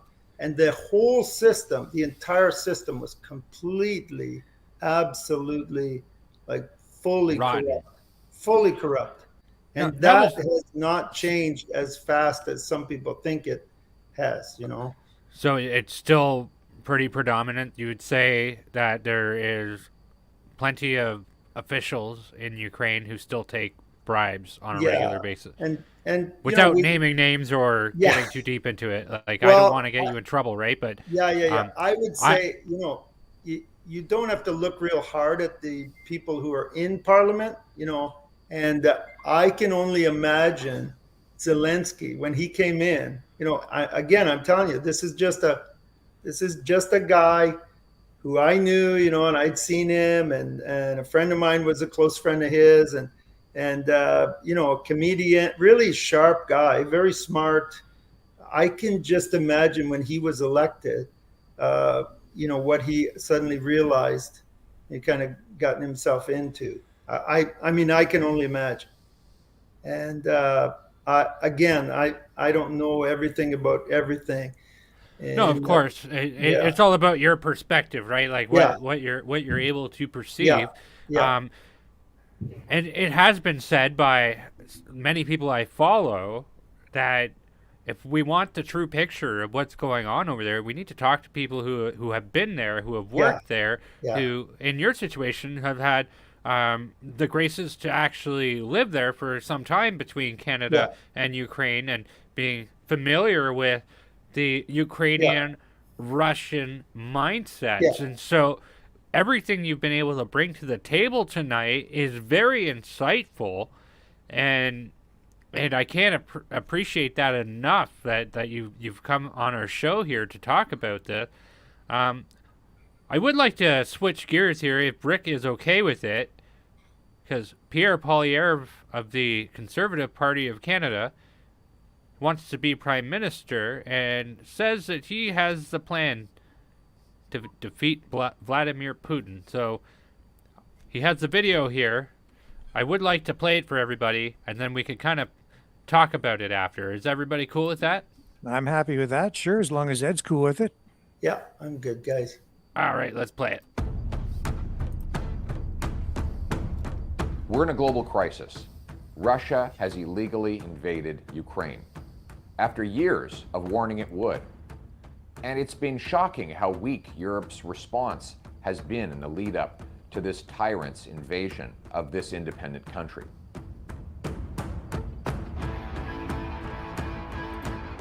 While some countries have stepped up to the plate, major European players are sitting on the sidelines, asking Russia nicely to stop the war.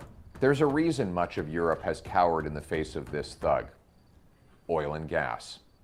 The countries that have been weakest on Russia's aggression are the ones that rely on Russian energy to heat their homes, drive their cars, and power their economies. In fact, almost 40% of European Union natural gas comes from Russia. This is a problem for two reasons. One, it means Putin holds the cards when he's negotiating with Europe. He can turn off the pipes if he wants to amp up the pressure. Two, by buying Russian oil and gas, Europe is filling Putin's war chest, giving him the money he needs to build up his army and invade his neighbors. It's like walking up to the bully to give him your lunch money before he even asks for it. For example, the international community could have long ago crippled Russia's ability to do banking and fund war by cutting it off from the all-important SWIFT messaging system that connects over 11,000 financial institutions in hundreds of countries, a move that the French finance minister said would be a, quote, financial nuclear weapon. So why didn't they act long ago? Well, because European countries worried that if they cut Russia off the global banking system, Europeans would have no way of paying for Russian gas to heat their homes and power their industries. As always, petroleum is driving geopolitics. Europe has to beg Putin for energy, so Putin holds all the cards. But we can help take away those cards because Canada has what Europe needs, and lots of it: energy. We have it coast to coast, a total of 1,300 trillion cubic feet of marketable natural gas resources, according to estimates by the Canadian Energy Regulator. But as the Financial Post points out, quote, Canada currently has no natural gas export terminals on either coast, thanks in part to a regulatory environment that often delays projects for years. So we have the energy, but we can't sell it to Europe or Asia. But good news, there are multiple proposed projects to get Canada's liquefied natural gas, or LNG, to world markets like Europe and Asia. For example, there's the proposed LNG Newfoundland and Labrador, which proposes a $10 billion bill that will liquefy and ship natural gas extracted off the East Coast all the way to Europe. Newfoundland has the added benefit of being the closest point in North America to Europe, which means shorter shipping distances. If developed, it would produce some of the cleanest liquefied natural gas in the world. Local First Nations are partners in the project and will get significant paychecks for their people and self-sufficiency for their communities. So will many other Newfoundlanders and Labradorians. It would also help Europe kick its addiction to Russian gas so they could stand up to Putin rather than funding him. More money for Canadian paychecks, less money for Putin's war chest. But once again, the risk is that bureaucratic gatekeepers here at home will block it, like always. Justin Trudeau says he wants to phase out our oil and gas production, and one of his most trusted cabinet ministers was even arrested for an illegal anti-energy protest. Every time Trudeau kills a Canadian energy project, the dirty dictators like Venezuela's Maduro or Russia's Putin do a victory dance because they get to sell more of their energy when we sell less. One of Trudeau's worst laws, Bill C-69, makes it almost impossible to ever get a pipeline approved. He's vetoed the Northern Gateway Pipeline and added red tape and bureaucracy to kill the Energy East Pipeline, which would have taken Western Canadian oil to Eastern Canadian refineries. That same kind of story has been repeated again and again across the country. Not to mention the companies who don't even bother trying anymore. You want to know the worst irony? Blocking these projects hurts the environment. There are coal plants across the globe that could be shut down if Canada can provide the world with the clean natural gas it needs. So here's the plan. As Prime Minister, I will 1. Scrap Trudeau's anti-energy laws. 2. Replace them with rules that truly protect the environment, consult First Nations, and give quick decisions on proposed energy projects. 3. Require regulators fast-track decisions on projects like LNG Newfoundland and Labrador that protect international security. Simply put, my government will remove the bureaucratic gatekeepers so our workers can get bigger paychecks and Canadian energy can power our allies against tyranny. We will take back control of our energy future, and our workers will take back control of their lives, and the world will be a greener, safer place because of it. There we have it. So, Ed, as you are the guest of the show tonight, we will lead you to, let you do the first comments. Is this something that's going to be effective if it were to ever happen, or is it all just a pipe dream, pun intended? Yeah, everybody likes cheap fuel and gas. You know, I mean, and markets are always driving towards where they're the cheapest. Ours are a little bit more expensive to get them going in that. But I think people are starting to think like maybe we shouldn't just always take the cheapest. We should think a little bit about where it's from. Even the environmentalists, and hey, we're all, you know, pro-environment in Canada. Like Canada is a amazing environment, and we all want to keep that. But if you're going to stop a project and it's going to cause you to buy more oil from a country or from nations that are doing horrible things, like you got to kind of think a little bit about maybe we should. And I really genuinely think that Europe, I mean, they're really starting to like, whoa, what in the world were we thinking about developing more and more pipelines and stuff like that. And again, hey, all I want to say really in that regard is Ukrainians are great people. Russians are great people. You guys, I'm sure, you know, you have some friends who are Russian and Ukrainian, just great. But some of these leaders that we get, my goodness. Yeah. We really need to focus on getting good people who really want to do the right thing. Again, I'm not a know-it-all. I don't want to come across a know-it-all, but so not at all. My perspective just from living in Ukraine this long. Yeah. We're just delivering perspectives of the individual, which is the heart of Western democracy. So Amen. That is what we're doing on the show here tonight. Amen. Amen. And in my perspective, with this particular project that is going to be the savior of the world, according to Pierre Poilievre, I mean, all respect to the guy, I will start off and say that. I think this is too little too late. And whenever we look back in history and we see a situation that is being funded by two sides, so we're funding Russia and Europe is funding Russia with all of its beautiful gas exploits because they don't care about what green energy groups say about them, and now they are trading with China, so they can turn the taps off on Europe. No problem. We'll sell it to somebody who wants it. We don't need you guys anymore. But we're funding two sides of this situation, and we have been for decades. And now look where we are. We've filled the war coffers, like Pierre Poilievre has said, and I think this is too little too late. The time to have acted on this would have been years ago. And now we have a situation that's spun out of control, and we're going to put this forward. The only reason why I like this is because it'll be good for my country, but it's not going to be good for Ukraine, and it's not going to be good for Russia. It probably won't be that great for Europe either, because they'll probably have to pay the difference of these shipping costs that happen. Exactly. So I'm going to go with this is a bit of a pipe dream, and we should have did this about 8 years ago if we wanted to stop all this stuff from happening. Rick Walker, what are your thoughts? It's never too late, and it needs to be done, and we need to get focused on our energy supplies right here.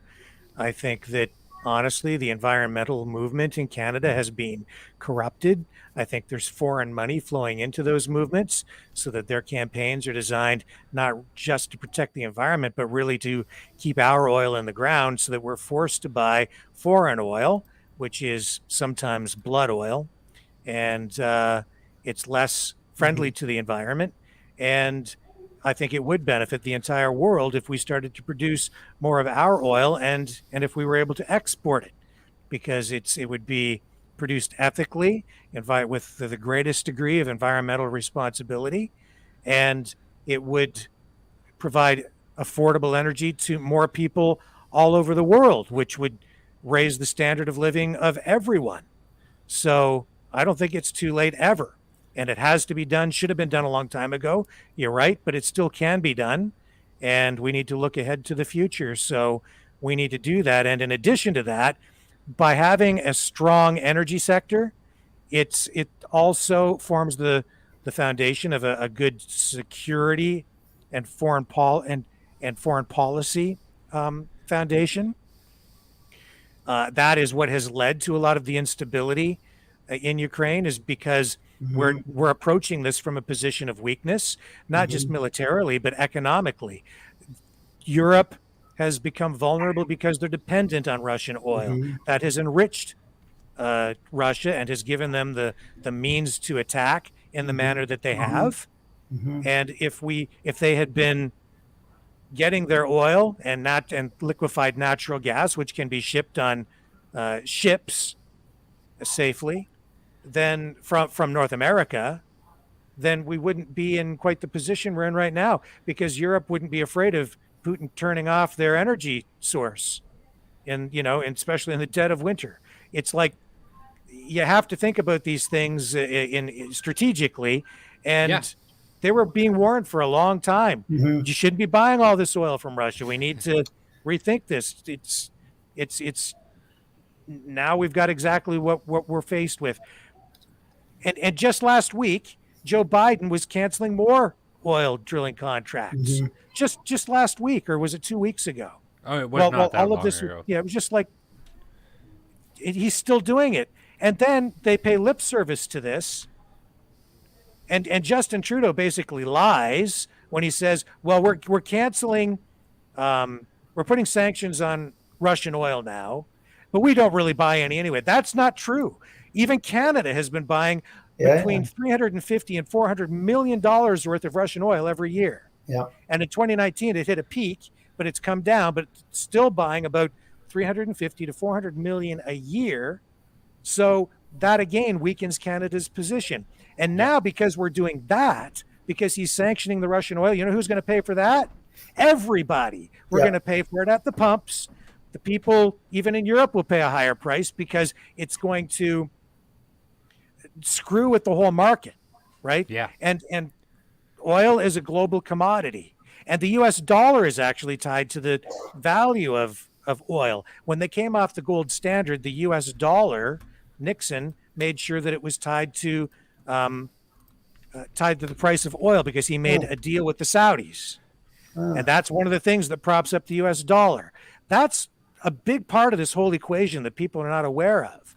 It's Russia is a big player in oil. And if the United States loses its position and Western countries lose their positions on oil, and Russia takes a bigger foothold in that, it hurts the American dollar, which is the world's reserve currency. There's all these things coming into play. And honestly, the Biden administration's foreign policy, their economic policies, their energy policies, because they're so woke, so far left-wing, and so corrupted, honestly, by foreign money pouring in, as I say, even through these environmental groups, to influence people to turn off the spigots in North America and stop drilling and don't produce energy at home. It makes us dependent on everything else, on energy coming from other parts of the world. So now, even today, the United States and Canada, they're negotiating with Iran to get more oil, and they're begging Saudi Arabia to open up the spigot more and put more oil into the market. And they're saying, no, we're not going to do it because they're enjoying higher prices. They're making more and more money. They're profiting from all of this. And that's blood money in itself. So don't get me started, Brendan. Hey. Rick's rants are the foundation for this show. This is why everybody keeps coming back. If you could pull up the image I have, I think there's one point that we've all missed out on. This is Ukraine's oil pipeline corridor. That's Russia's, yeah. Well, here's the thing. Ukraine profits hugely off of this, and this is the story of Nord Stream. The Nord Stream pipelines is the Nord Stream pipelines go around it, and they no longer have to pay millions and millions of dollars to Ukraine in order to do that. So Ukraine is also double dipping in the situation to some degree, if you think about it.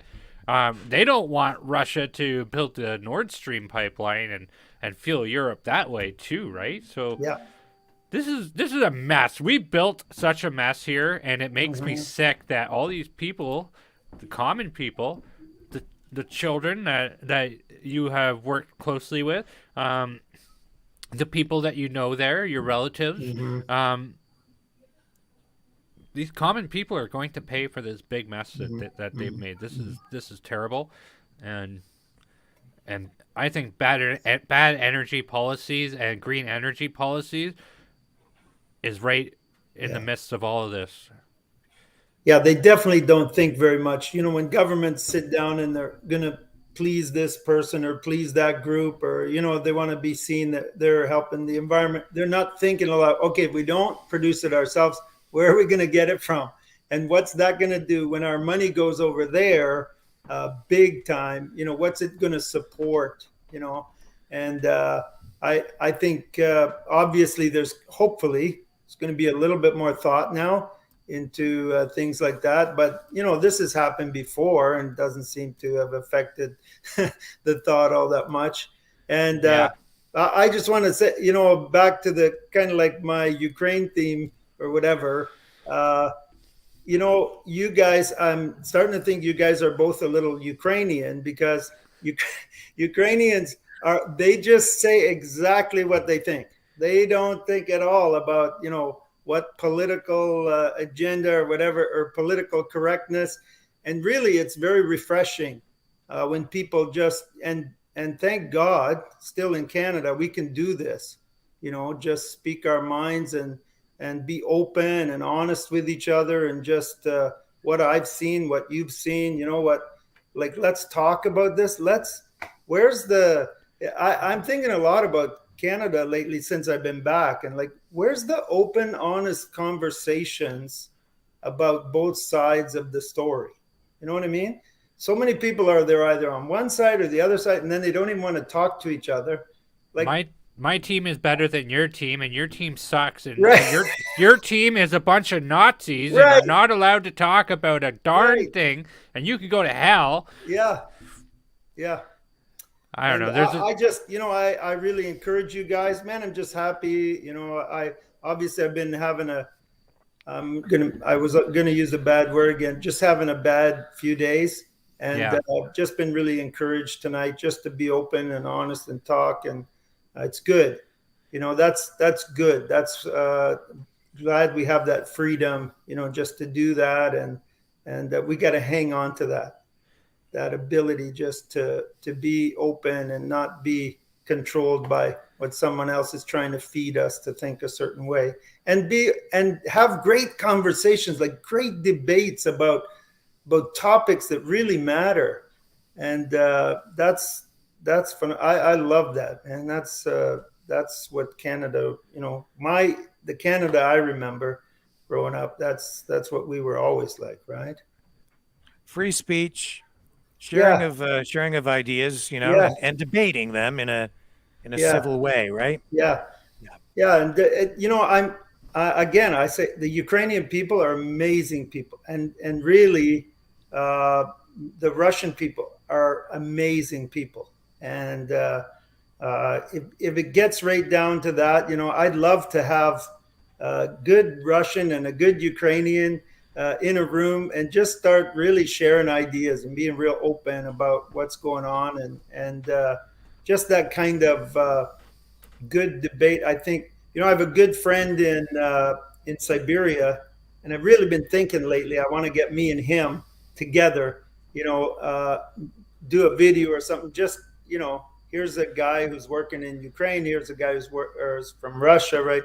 Just to talk together openly about. Well, really, our platform is open to you. If you ever wanted to do that, we would very gladly host such a discussion.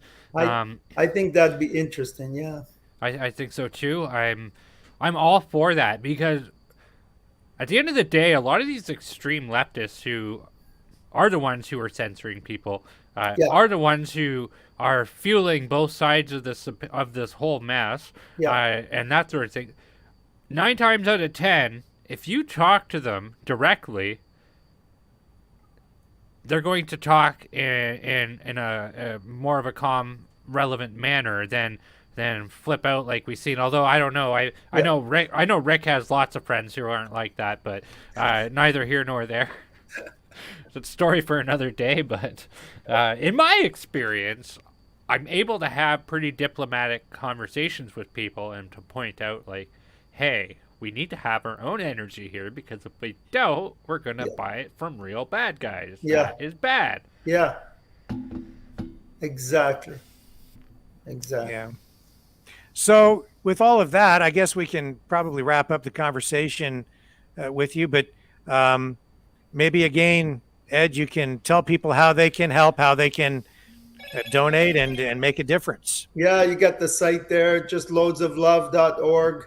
If anybody can help, and we are not a massive organization, changing the world, but we're doing what we can. And so every little bit that anybody can help with, it makes a big difference for us and helps us help, real genuine kids that are in a tough situation right now.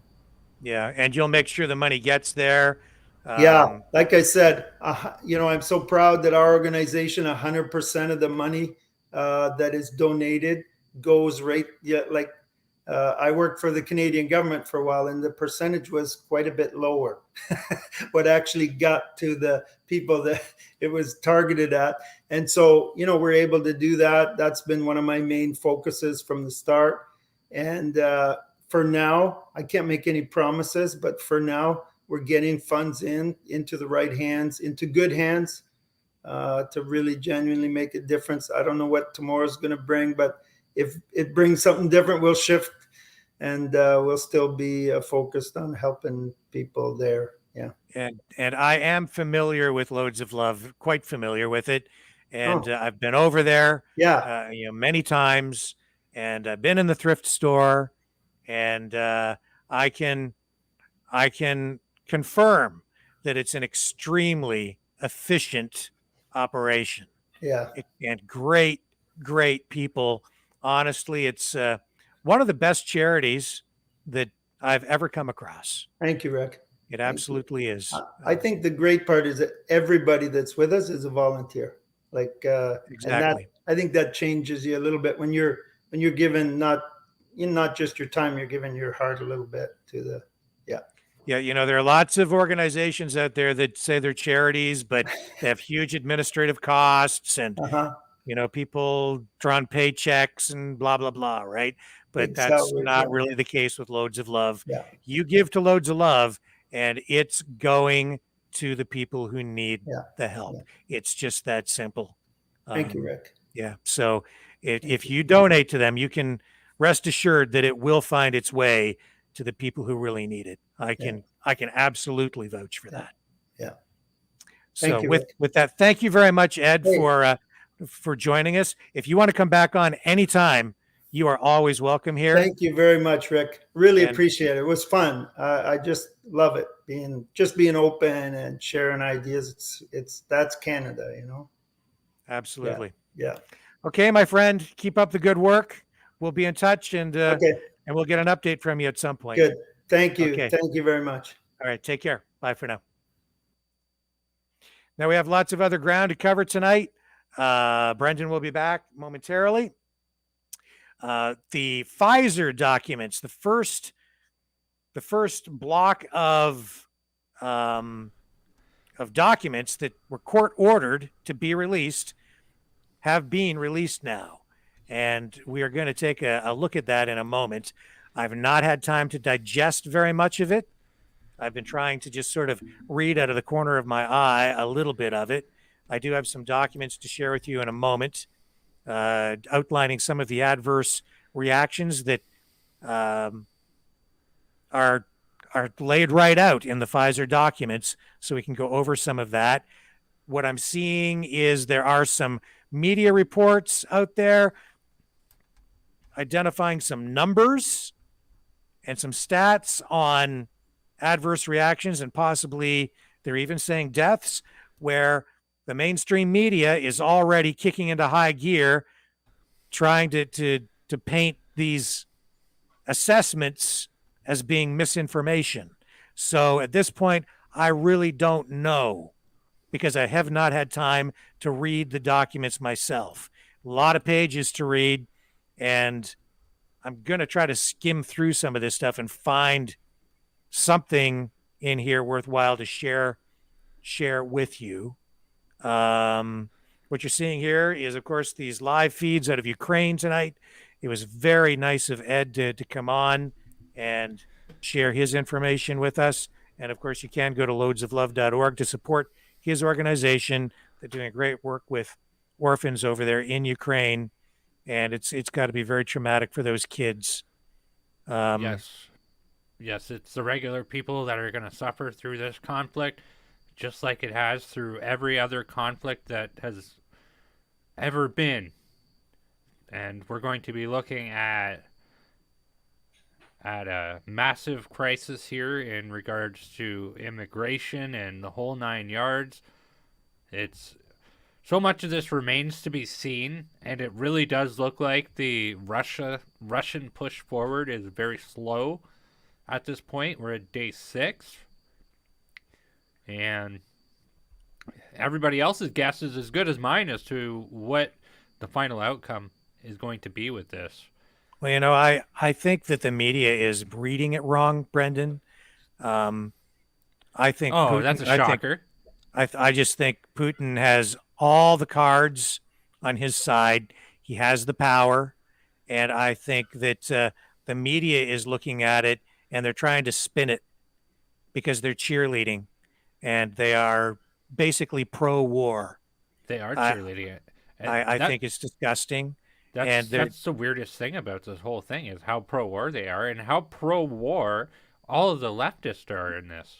Like, you go back to Iraq war, and it was the exact opposite of what we're seeing in this situation entirely, where the Republicans were all gung-ho to go to war, and the Democrats were saying, no, we can't go to war. But now it's the Republicans and it's the Republicans and everybody else who's looking at this and say, like, we should not get involved in this. We need to be careful with what we do. And even more liberal-minded Canadians are running off over there to Ukraine, dropping all of their lives, dropping their children, their jobs, their spouses, to run off to Ukraine to quite probably end up dead, or going to create an international incident that was cheerleaded by the mainstream media and by our government to some degree.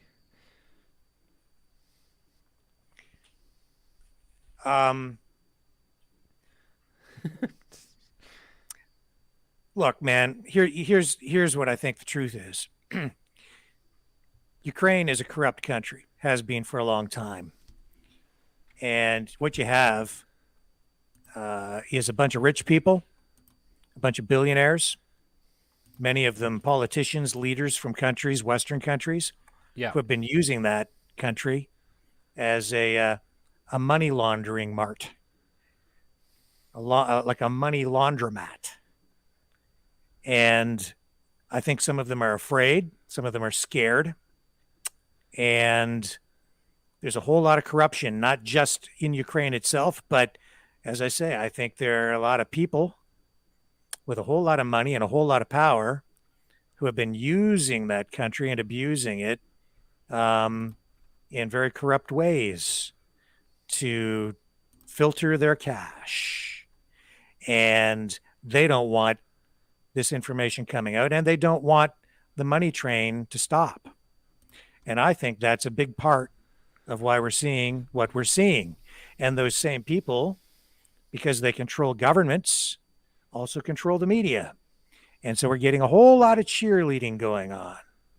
And it's the regular people who are paying the price. So we've got a bunch of corruption on one side, and we've got a dictator on the other. And there are no good guys in this. It's just really bad news all the way around.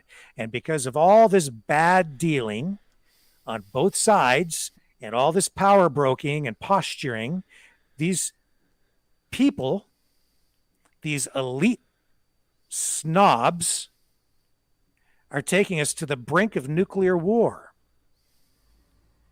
And it is mind-boggling and scary as all you know what.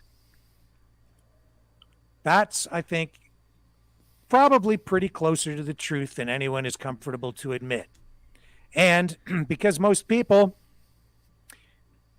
just sit at home and watch TV, or even just soak up what they see on the internet, you're getting some divisions, but because there is information out there and there is information available, some people are awake. And I'm sorry, but the same people that have kept us locked down, same people who have been lying to us for years, are the same people now who are encouraging us to go to war. Well, I personally think that anybody that is stupid enough to go over there and pick up a gun and think that they're going to make some big difference in a conflict that is a foregone conclusion, I think it's pretty much a lost cause over there. People here might not want to hear that because they're soaking up what the media is feeding them. But Russia is, I don't know if it's the number 2 or the number 1 military power in the world. They might even be the most powerful. They may be even more powerful than the United States, because right now the U.S. is led by a feeble old man who is basically incompetent and slightly senile, who couldn't even get out of Afghanistan in a way that preserved even a minimum of American respect, self-respect. It looked to me like it was almost intentional, the way that it was done, so that they could just hand over all the weaponry to their enemies, their enemy in Afghanistan. It was just ridiculous. I mean, I don't know how anyone could be that incompetent. If you can't even handle that, how are you going to handle this? Yeah. And the reality is he's not. And we're going to hear more from him in about 45 minutes in the State of the Union address, Joe Biden. And I'm afraid of what I'm going to hear. Well, I've said it in this broadcast today. I thought about it last night, and it bears worth repeating. I am more horrified that Justin Trudeau and Joe Biden are driving this ship than I am about Vladimir Putin. And that says something here. That really does say something, that their incompetence has the possibility to do way more damage than any damage Putin could do. And that's the stark truth. You're right on the money there, that what happened in Afghanistan, military withdrawals have been a standard procedure since before the Civil War in the United States in the 1860s. They know how to retreat. They know how to do it well. They know how to withdraw. And the standard practices of that involve ensuring that no supplies fall into enemy hands. They know how this works. And those same military officials who were involved in the Afghanistan debacle are the same people who want to go to war with this. It's not looking good at all for anybody. And some of these military experts have been actually talking about the possibility of a limited nuclear conflict. It's incredibly irresponsible. And Helen Dean says Putin is not scary. He is crazy. I disagree. I'll tell you why, Helen. And I mean this in the most respectful way.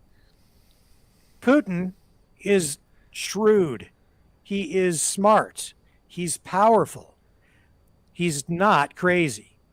You're hearing that he's crazy in the media because anytime there's a war, anytime there's a conflict like this, the propaganda machine kicks into high gear. And you think back, any conflict, they always portray the adversary, the guy on the other side, the guy that they depict as their enemy, as crazy.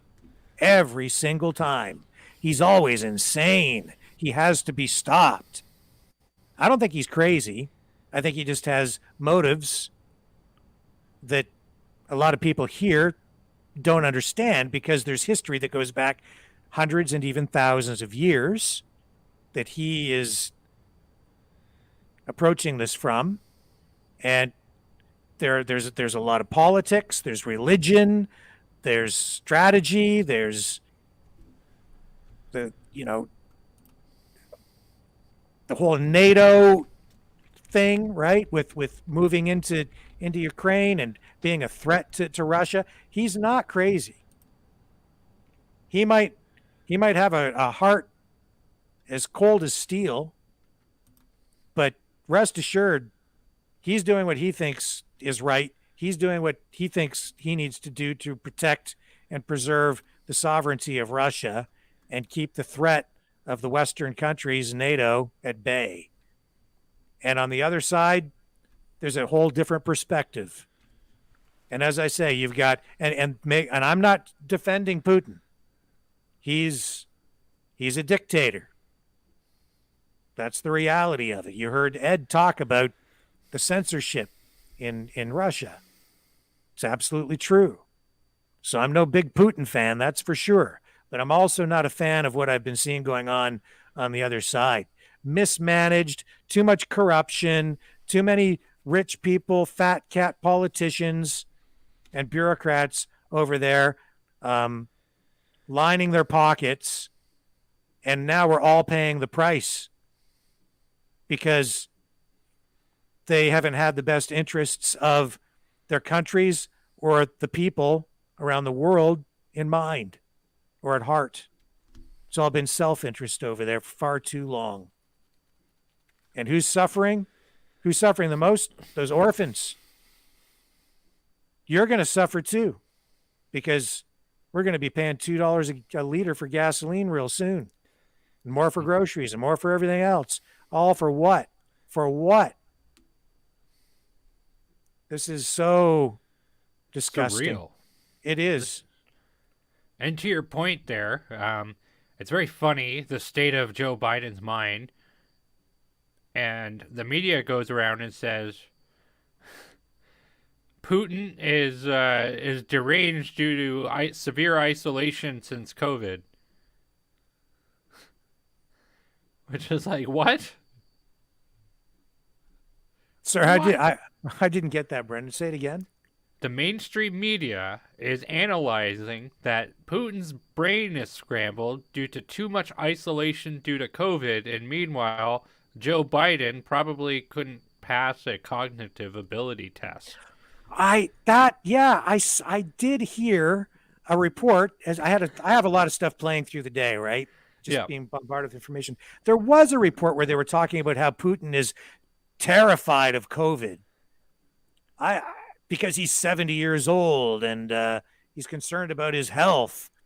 And then it turned into the whole he's crazy thing. It's like, what the hell are you talking about? It's nuts. And you know, the other thing I've noticed, Brendan, is the commentators on television and the editorialists. It's sort of strange. The political lines are sort of being blurred here a little bit. It's like, even on Fox, I've noticed, like, Sean Hannity is a cheerleader for war, right? He's like Putin's a nut bar, and he's really dangerous, and we have to do everything we can to fight him, right? And on the other side, you've got Tucker Carlson, who's anti-war, and it's just I haven't listened to a lot to Dan Bongino, but with the little bits that I have seen and heard, he seems to be sort of on the pro-war side too. It's things are really surprising me, and where some of these people are landing. Well, Tucker is not surprising by a long shot, and he has talked about this in the past year, and he has said, I'm not right all the time. I am wrong, and I've learned my lessons from Iraq. And so he was a cheerleader for Iraq, and he is going back on that now and saying, I was wrong to do that. The conflict in Iraq was bad. It should have never have happened. And so I respect that a hell of a lot more than I respect what I see a lot of these other journalists doing. But that's why you're seeing Tucker Carlson say all this stuff. Yeah, well, I'm pretty much on his page on this one. From what I've seen him say, I'm pretty much right there. Yeah. This whole thing from the beginning has been, it just stinks of propaganda. The whole thing, it really does. And yeah, I think it's been handled very irresponsibly. Even Lindsey Graham, was it Lindsey Graham who said, might have been him. I could be wrong. I might be picking the wrong guy, but somebody said that they thought that Putin would be willing and it was thinking of nuking a city to demoralize the Ukrainians and bring a quicker resolution to the conflict, which is a completely irresponsible thing to say. I'm pretty sure it was Leslie Graham. Because as soon as you say something like that, it's like you're calling for a first strike on your side to prevent that. It's like you start using that kind of language when you're in a position of authority like that, and you're in power, man, like those words escalate things real quick. And in a situation like this, you have to watch every syllable you say and make sure that you say just the right thing, because one wrong thing, one wrong move, and things can get out of hand right quick. And the next thing you know, we're all freaking vaporized. That's why I think Ukraine as a government has been really irresponsible with how they've handled some things that maybe they should have just not said anything about, but they're very public about just about everything they're doing, and that's a no-no in wartime. You don't do that. There's a reason why those things are kept secret, is because you don't, like, Putin's watching all of this. He can see all this. It's not a problem for him, but they go ahead and announce, oh, we have armed over 10,000 civilians with automatic rifles. That's not a good thing. That's like playing poker with your cards reversed and everyone can see your hand, right? Like that's absolutely ridiculous. Yeah, I and irresponsible. Yeah. The whole thing has been handled in an irresponsible manner. I don't think we ever needed to get to this point, ever. No. If Biden's foreign policy had been in order, if they were a little bit smarter, we never would have been led down this path to begin with, because they would have been able to hold Putin at bay, and a little more diplomacy on both sides would have gone a long way. I don't think that we need to be in conflict with Russia at all. I see lots of ways that the West could be getting along with Russia and working with Russia, so that to everyone's benefit. Instead, what happened is Russia has been pushed away, feels threatened, and now they're more closely aligned with China than ever before. And who could blame them? And they become allies. So now you have the other two big military powers in the world and economic powers, especially China, aligned against the West, the United States. It's really bad. And China can take advantage of this in a lot of different ways. So Oh gosh, you know what? We should be super careful that any second now they're gonna hit Taiwan, I bet. It's like this, if you're looking at it from a strategic way, the West is weak. I seen it best in a meme. It had China, Russia, and Iran, and they were like these really scary wolves.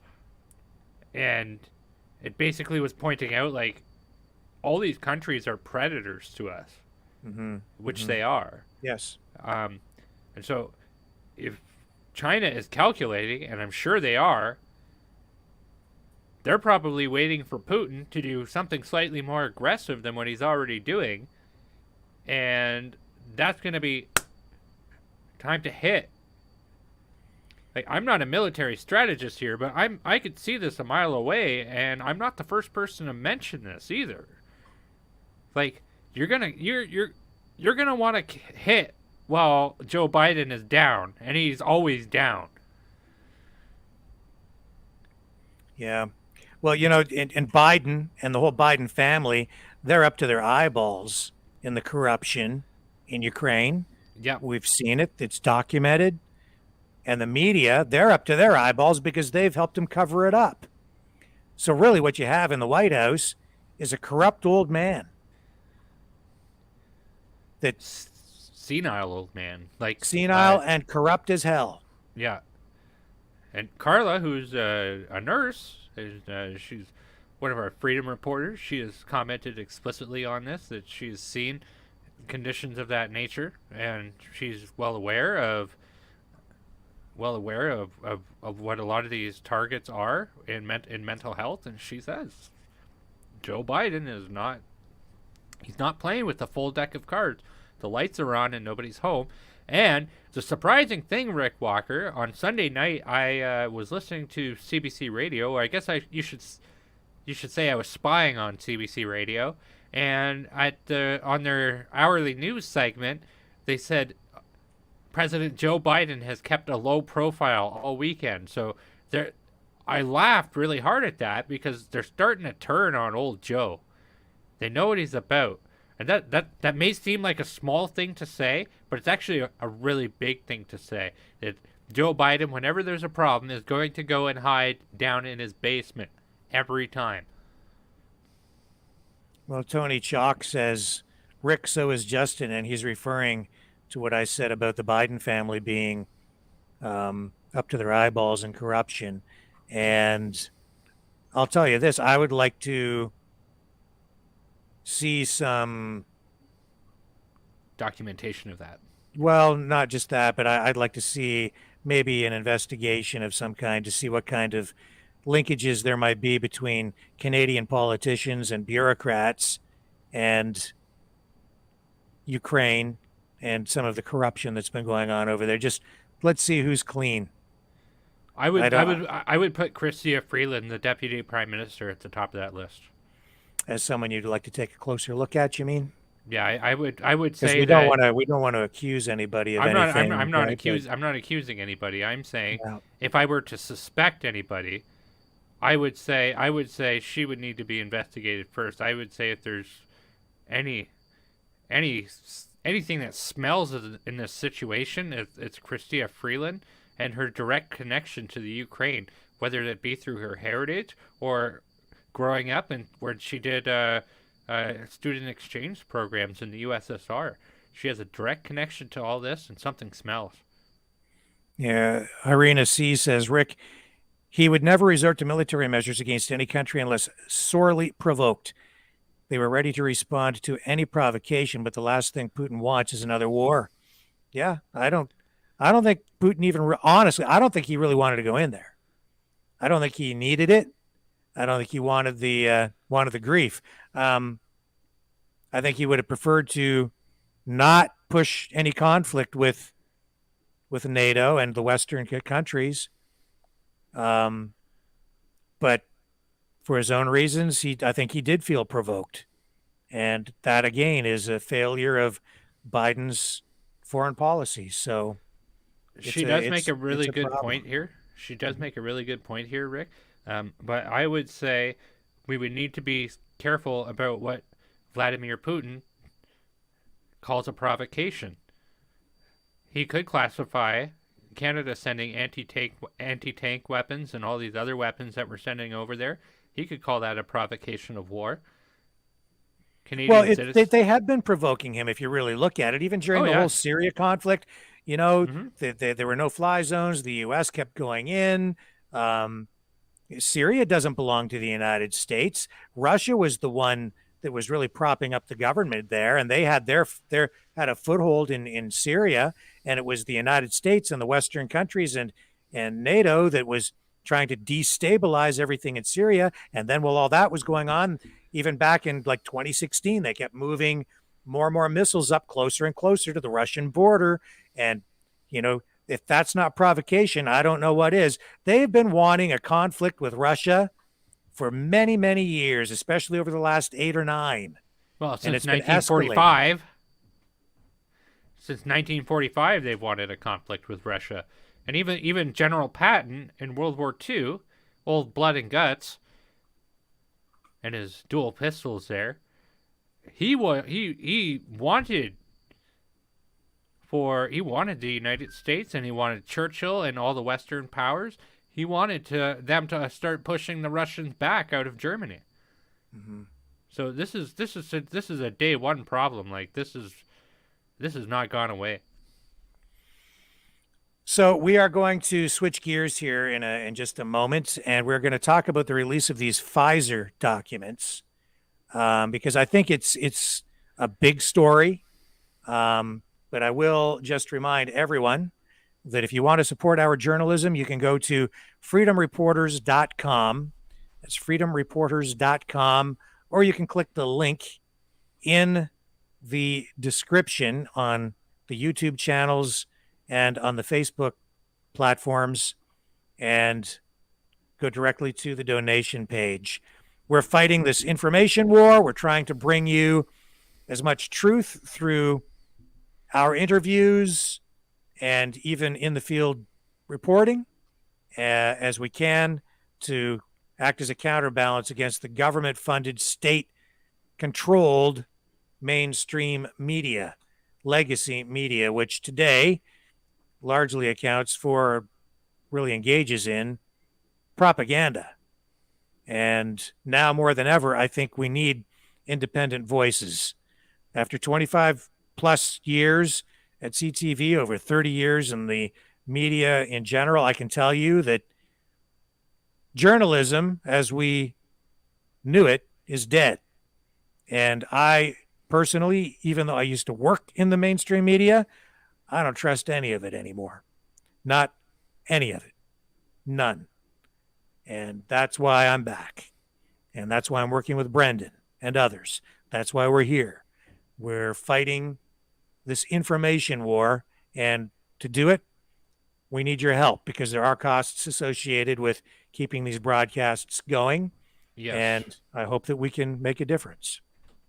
And I think we are day by day. And, between Rick and his over 20 years experience, well, it's probably 30 years experience collectively in the journalism industry, and I have over a decade in corporate communications. So between the two of us, we have a fairly balanced mindset when it comes to what the best interest of average people are and what they should be looking at. So between the two of us, I think we are making a big difference. Once again, please feel free to donate at freedomreporters.com. And if you're unable to help us out financially, please remember to like and subscribe and hit the bell for notifications. It all helps us out. Thank you so much for all your help, everybody. So here's the documents from Pfizer. How many pages is it? Like, I don't know, 10,000 or something. Holy gee. Anyway, my dog is missing me, as you can see. Apparently, it's pages 30 to 38 that outline a lot of these side effects.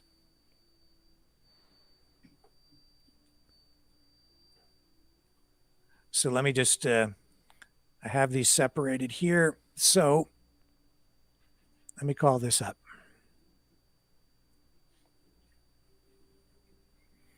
Page 30 to 38. Now, Rick, are these the documents that they said that they would not be able to release for like a decade, and then the judge made them? I think it was like 75 years or something like that. It was more than a decade, if I remember right. Yes. So is that are these the documents then? Yes. So this is an appendix, a list of adverse events of special interest. And it's just a long list of different, I guess, injuries and side effects from that they observed. I believe they had something like 19,000 test subjects when they were doing the first rounds of doing these rounds of testing, I guess. And again, folks, like, I've not had time to really digest this, so don't take this for, absolute truth at all. I'm like you, this is the first time I'm really looking at it. I know that there are a number of media reports out there offering up some numbers on people who died during the trials, and numbers on deaths, not just deaths, but all kinds of different side effects as well. But I don't know how accurate those numbers are, and the mainstream media, like I say, they're ramping up this media campaign already that I've seen where they're trying to discredit that. Right here we're seeing what kinds of things: acute disseminated encephalomyelitis, acute dermatosis, acute flaccid myelitis. I'm not a doctor. Acute hemorrhagic leukoencephalitis, acute hemorrhagic edema of infancy, acute kidney injury, acute macular outer retinopathy, acute motor axonal neuropathy, acute motor sensory axonal neuropathy, acute myocardial infarction. Infarction, yeah. Acute respiratory distress syndrome, acute respiratory failure, Addison's disease, administration site thrombosis, administration site vasculitis, adrenal thrombosis, adverse event following immunization, aguesia, a bunch of stuff. I don't even know what it is because, again, I'm not a doctor. Allergic bronchopulmonary mycosis, allergic edema, alloimmune hepatitis, alopecia areata, Alpers disease, alveolar proteinosis, ammonia abnormal, ammonia increased, ammonia cavity infection. What else? Obviously, some respiratory issues. We're looking at antiplatelet antibody positive.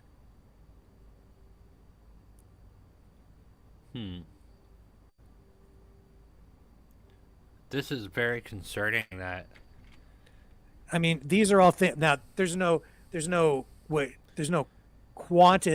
quantitative data here. No, all I'm seeing is a list on these pages. But these are all things that did present during the trials. amongst 19,000 individuals. Yes. Chronic inflammatory demyelinating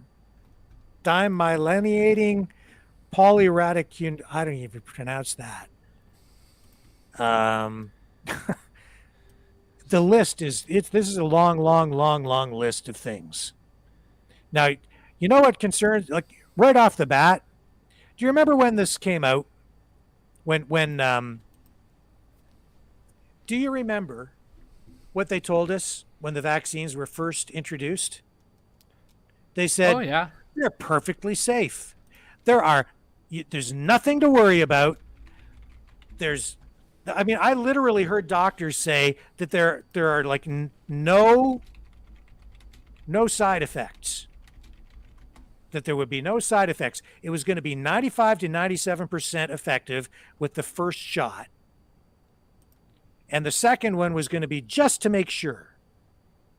And that there were going to be that there were no side effects, and that the studies that they'd done showed that it was completely, totally safe. That's what they were telling us when they first started to roll these things out. I got a video clip from MSNBC of Joe Biden saying those things if you want to play it. I would love to play that just to reinforce that point. Thank you, Brendan. Let's do just that. All right. We all know there's some hesitancy about taking this vaccine. We all know there's history in this country of having subjected certain communities to terrible medical abuses in the past. But if there's one message to cut through to everyone in this country, it's this: the vaccines are safe. Please, for yourself, your family, your community, this country, take the vaccine when it's your turn and available. That's how to beat this pandemic. We're making progress. We deployed more vaccinators, the people to put the vaccine in your arm. We're now making it possible for retired doctors and nurses to come back and under law administer these shots. We've put new vaccinators in the field. These include over 800 medical personnel from our commissioned corps at the Department of Health and Human Services, and personnel from the Federal Emergency Management Agency, FEMA, Defense Department, National Guard. We're literally lining up thousands of vaccinators, because it's one thing to have the vaccine, it's very different to get it in someone's arms. We're also creating more places for people to get vaccinated. We provided $3 billion to states, territories, and tribes to create hundreds of new vaccination centers to ramp up the existing ones that are there. Right. Absolutely. They were supposed to be perfectly safe, right? 95 to 97% effective. If he also said, and we can find the clip if we need to, it's a fact. He said, if you get vaccinated, you won't get COVID. Is that what when he did it all creepy? He like went in and he was like, if you get vaccinated, you're not going to get COVID. Is that it's like he did it like in that creepy ass Biden voice thing he does? He did it in every voice possible, because I'm sure he's said it more than once. Yeah. That was the message. These documents, I don't know, right? Well, after the show here, Rick, now that the stuff is out, I think I might have a contact that might be able to help bring us more info on this, but I think we may want to do that show on a different platform, quite possibly. Yeah. I mean, now see, on the flip side of that, here's MSN. And they're now already, like the mainstream media, they're kicking into high gear, and they're saying that this is all misinformation. Online articles shared on social media claim a document released by the U.S. Food and Drug Administration revealed more than 1,200 deaths related to Pfizer-BioNTech's COVID-19 vaccine in a 90-day period. But the pharmaceutical giant says the document does not indicate the fatalities are linked to vaccination, and it concludes the shots are safe, a finding supported by U.S. health authorities as well as clinical research. And then they got a big X through this thing, and so here we go, right? It's like over here we've got this information, and over here you've got the mainstream media kicking into the cheerleading mode, and who the hell knows what the truth is. So I'm not making any claims here. All I've done here tonight is read some of the information from the documents themselves. That's absolutely a fact. That's the real document from Pfizer. That's what's listed, some of what is listed on those 8 pages for adverse effects. And this, I'm just telling you that there are all these reports out there tonight saying that there were as many as 1,200 deaths related to the Pfizer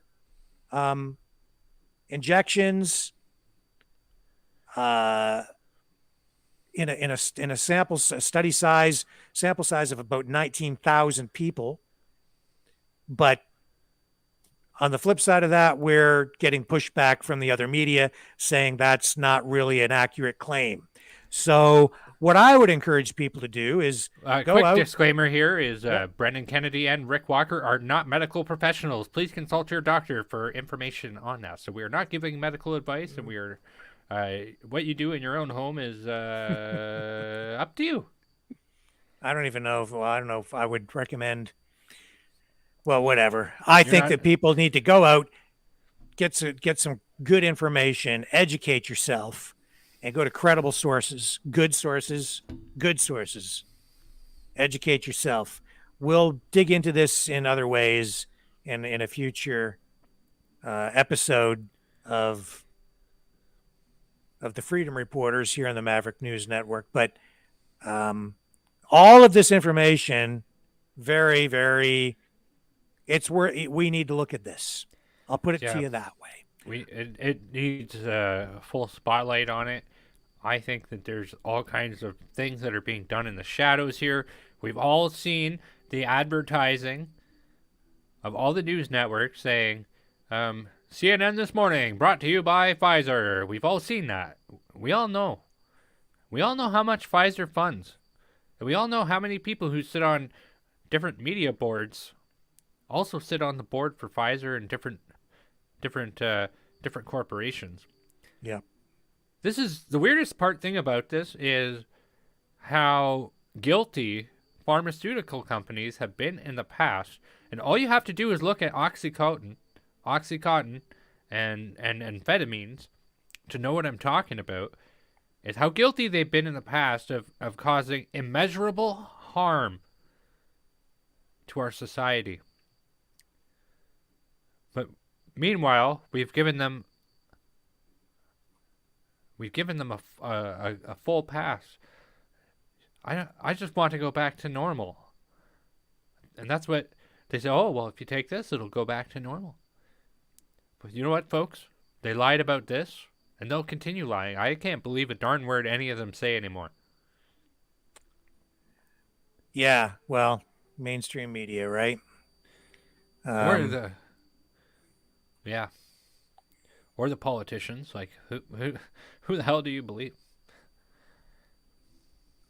I don't know, but I know for sure we're going to be hearing a lot more about this release of the release of these documents in the days ahead. They're going to ignore it as much as they can, and in this situation, as you see, they're going to spin it. And we have seen, Rick, you can speak more about this than I can, but did they not release a swine flu vaccination in the 90s or 80s? And it killed a couple of people, and people went bananas, and the press went bananas. Well, it was more than a couple of people. It was, it was. Before my time, sorry. Yeah, I mean, it was Lay far. I don't remember the exact stats because you're catching me, right? But yeah, there were people who suffered because of that, and then they shut it down. So that's what happened with that. They eventually shut that down, and they wanted to vaccinate everybody with that as well. So this here, man, like they've already rolled this out. Massive numbers of people have been given this injection. So it better be safe. And I'm praying that everybody's okay. Because I'm not making any claims here. No. But okay. I'm praying too. Like we have been through so much trauma together, and nobody knows how we're going to get out of this, but you and I both know, Rick Walker, that the first step in moving forward is talking about it and bringing awareness to people about these issues that we've suspected, and this list reinforces what we've been thinking about this whole situation. And it's also indicative that you people at home also talk about these things. And you test your knowledge of these items. You think about them. You think critically about them. These are important things that we all have to acknowledge. And, you know, maybe there's people that you haven't gotten along with. Like, this has been the biggest divider in my lifetime, and possibly even Rick Walker's. I'm not sure, but it's indicative that you talk to people about this, even if they don't like it. It's yeah, like and I have to point out that here on page 29, Yep. summary and conclusion, it says, review of the available data for this cumulative PM experience confirms a favorable benefit risk balance for BNT 162B2. So that's their conclusion. But here's on the other side of that, what you're seeing here, these are adverse reactions. And that's not no reactions. That's reactions. Those are many side effects. Many. And Now, you pick up any drug, though, and like even heart medication or whatever, blood pressure medication, and you read the side effects and some of the stuff, you'd go, well, I'd never take that because it'd probably kill me. But, sometimes, that it is a cost-benefit analysis, right? So, again, I don't know because I haven't had time to read all of this, but I encourage everybody, we're going to get a website up. We don't have our Maverick News website up yet, but when we will get it up very soon, and we will post these documents for anybody that wants to see them. Because this is information everybody should have access to, because I believe that people should not have to rely on us or the mainstream media or any single source of information or even the government or even just your health unit. We should have access to all information so that people can draw their own conclusions and educate themselves and be fully informed, especially when making a healthcare decision for themselves and their families. I concur. And, well, I know you have another broadcast to start up, and unfortunately, Yes, sir. folks, I cannot be there. It is Freedom Night in Ontario, so I am no longer a second-class citizen and am able to enjoy a pint in a real restaurant, like a real person. So I'm going to do that. And I guess before we go, folks, although this is a small victory in the scheme of things, just remember the mandates are still there. They can be called upon at any time.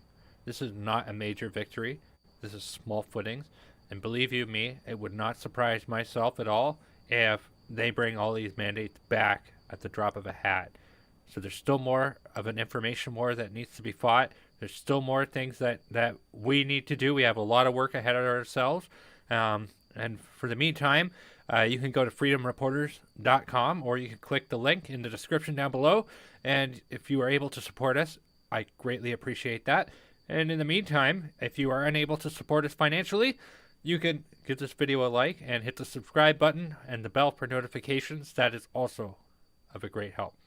Many more things to come in the days ahead. I love you all, and thank you so much for having me. This is Brendan Kennedy with Maverick News. Have a good night, everybody.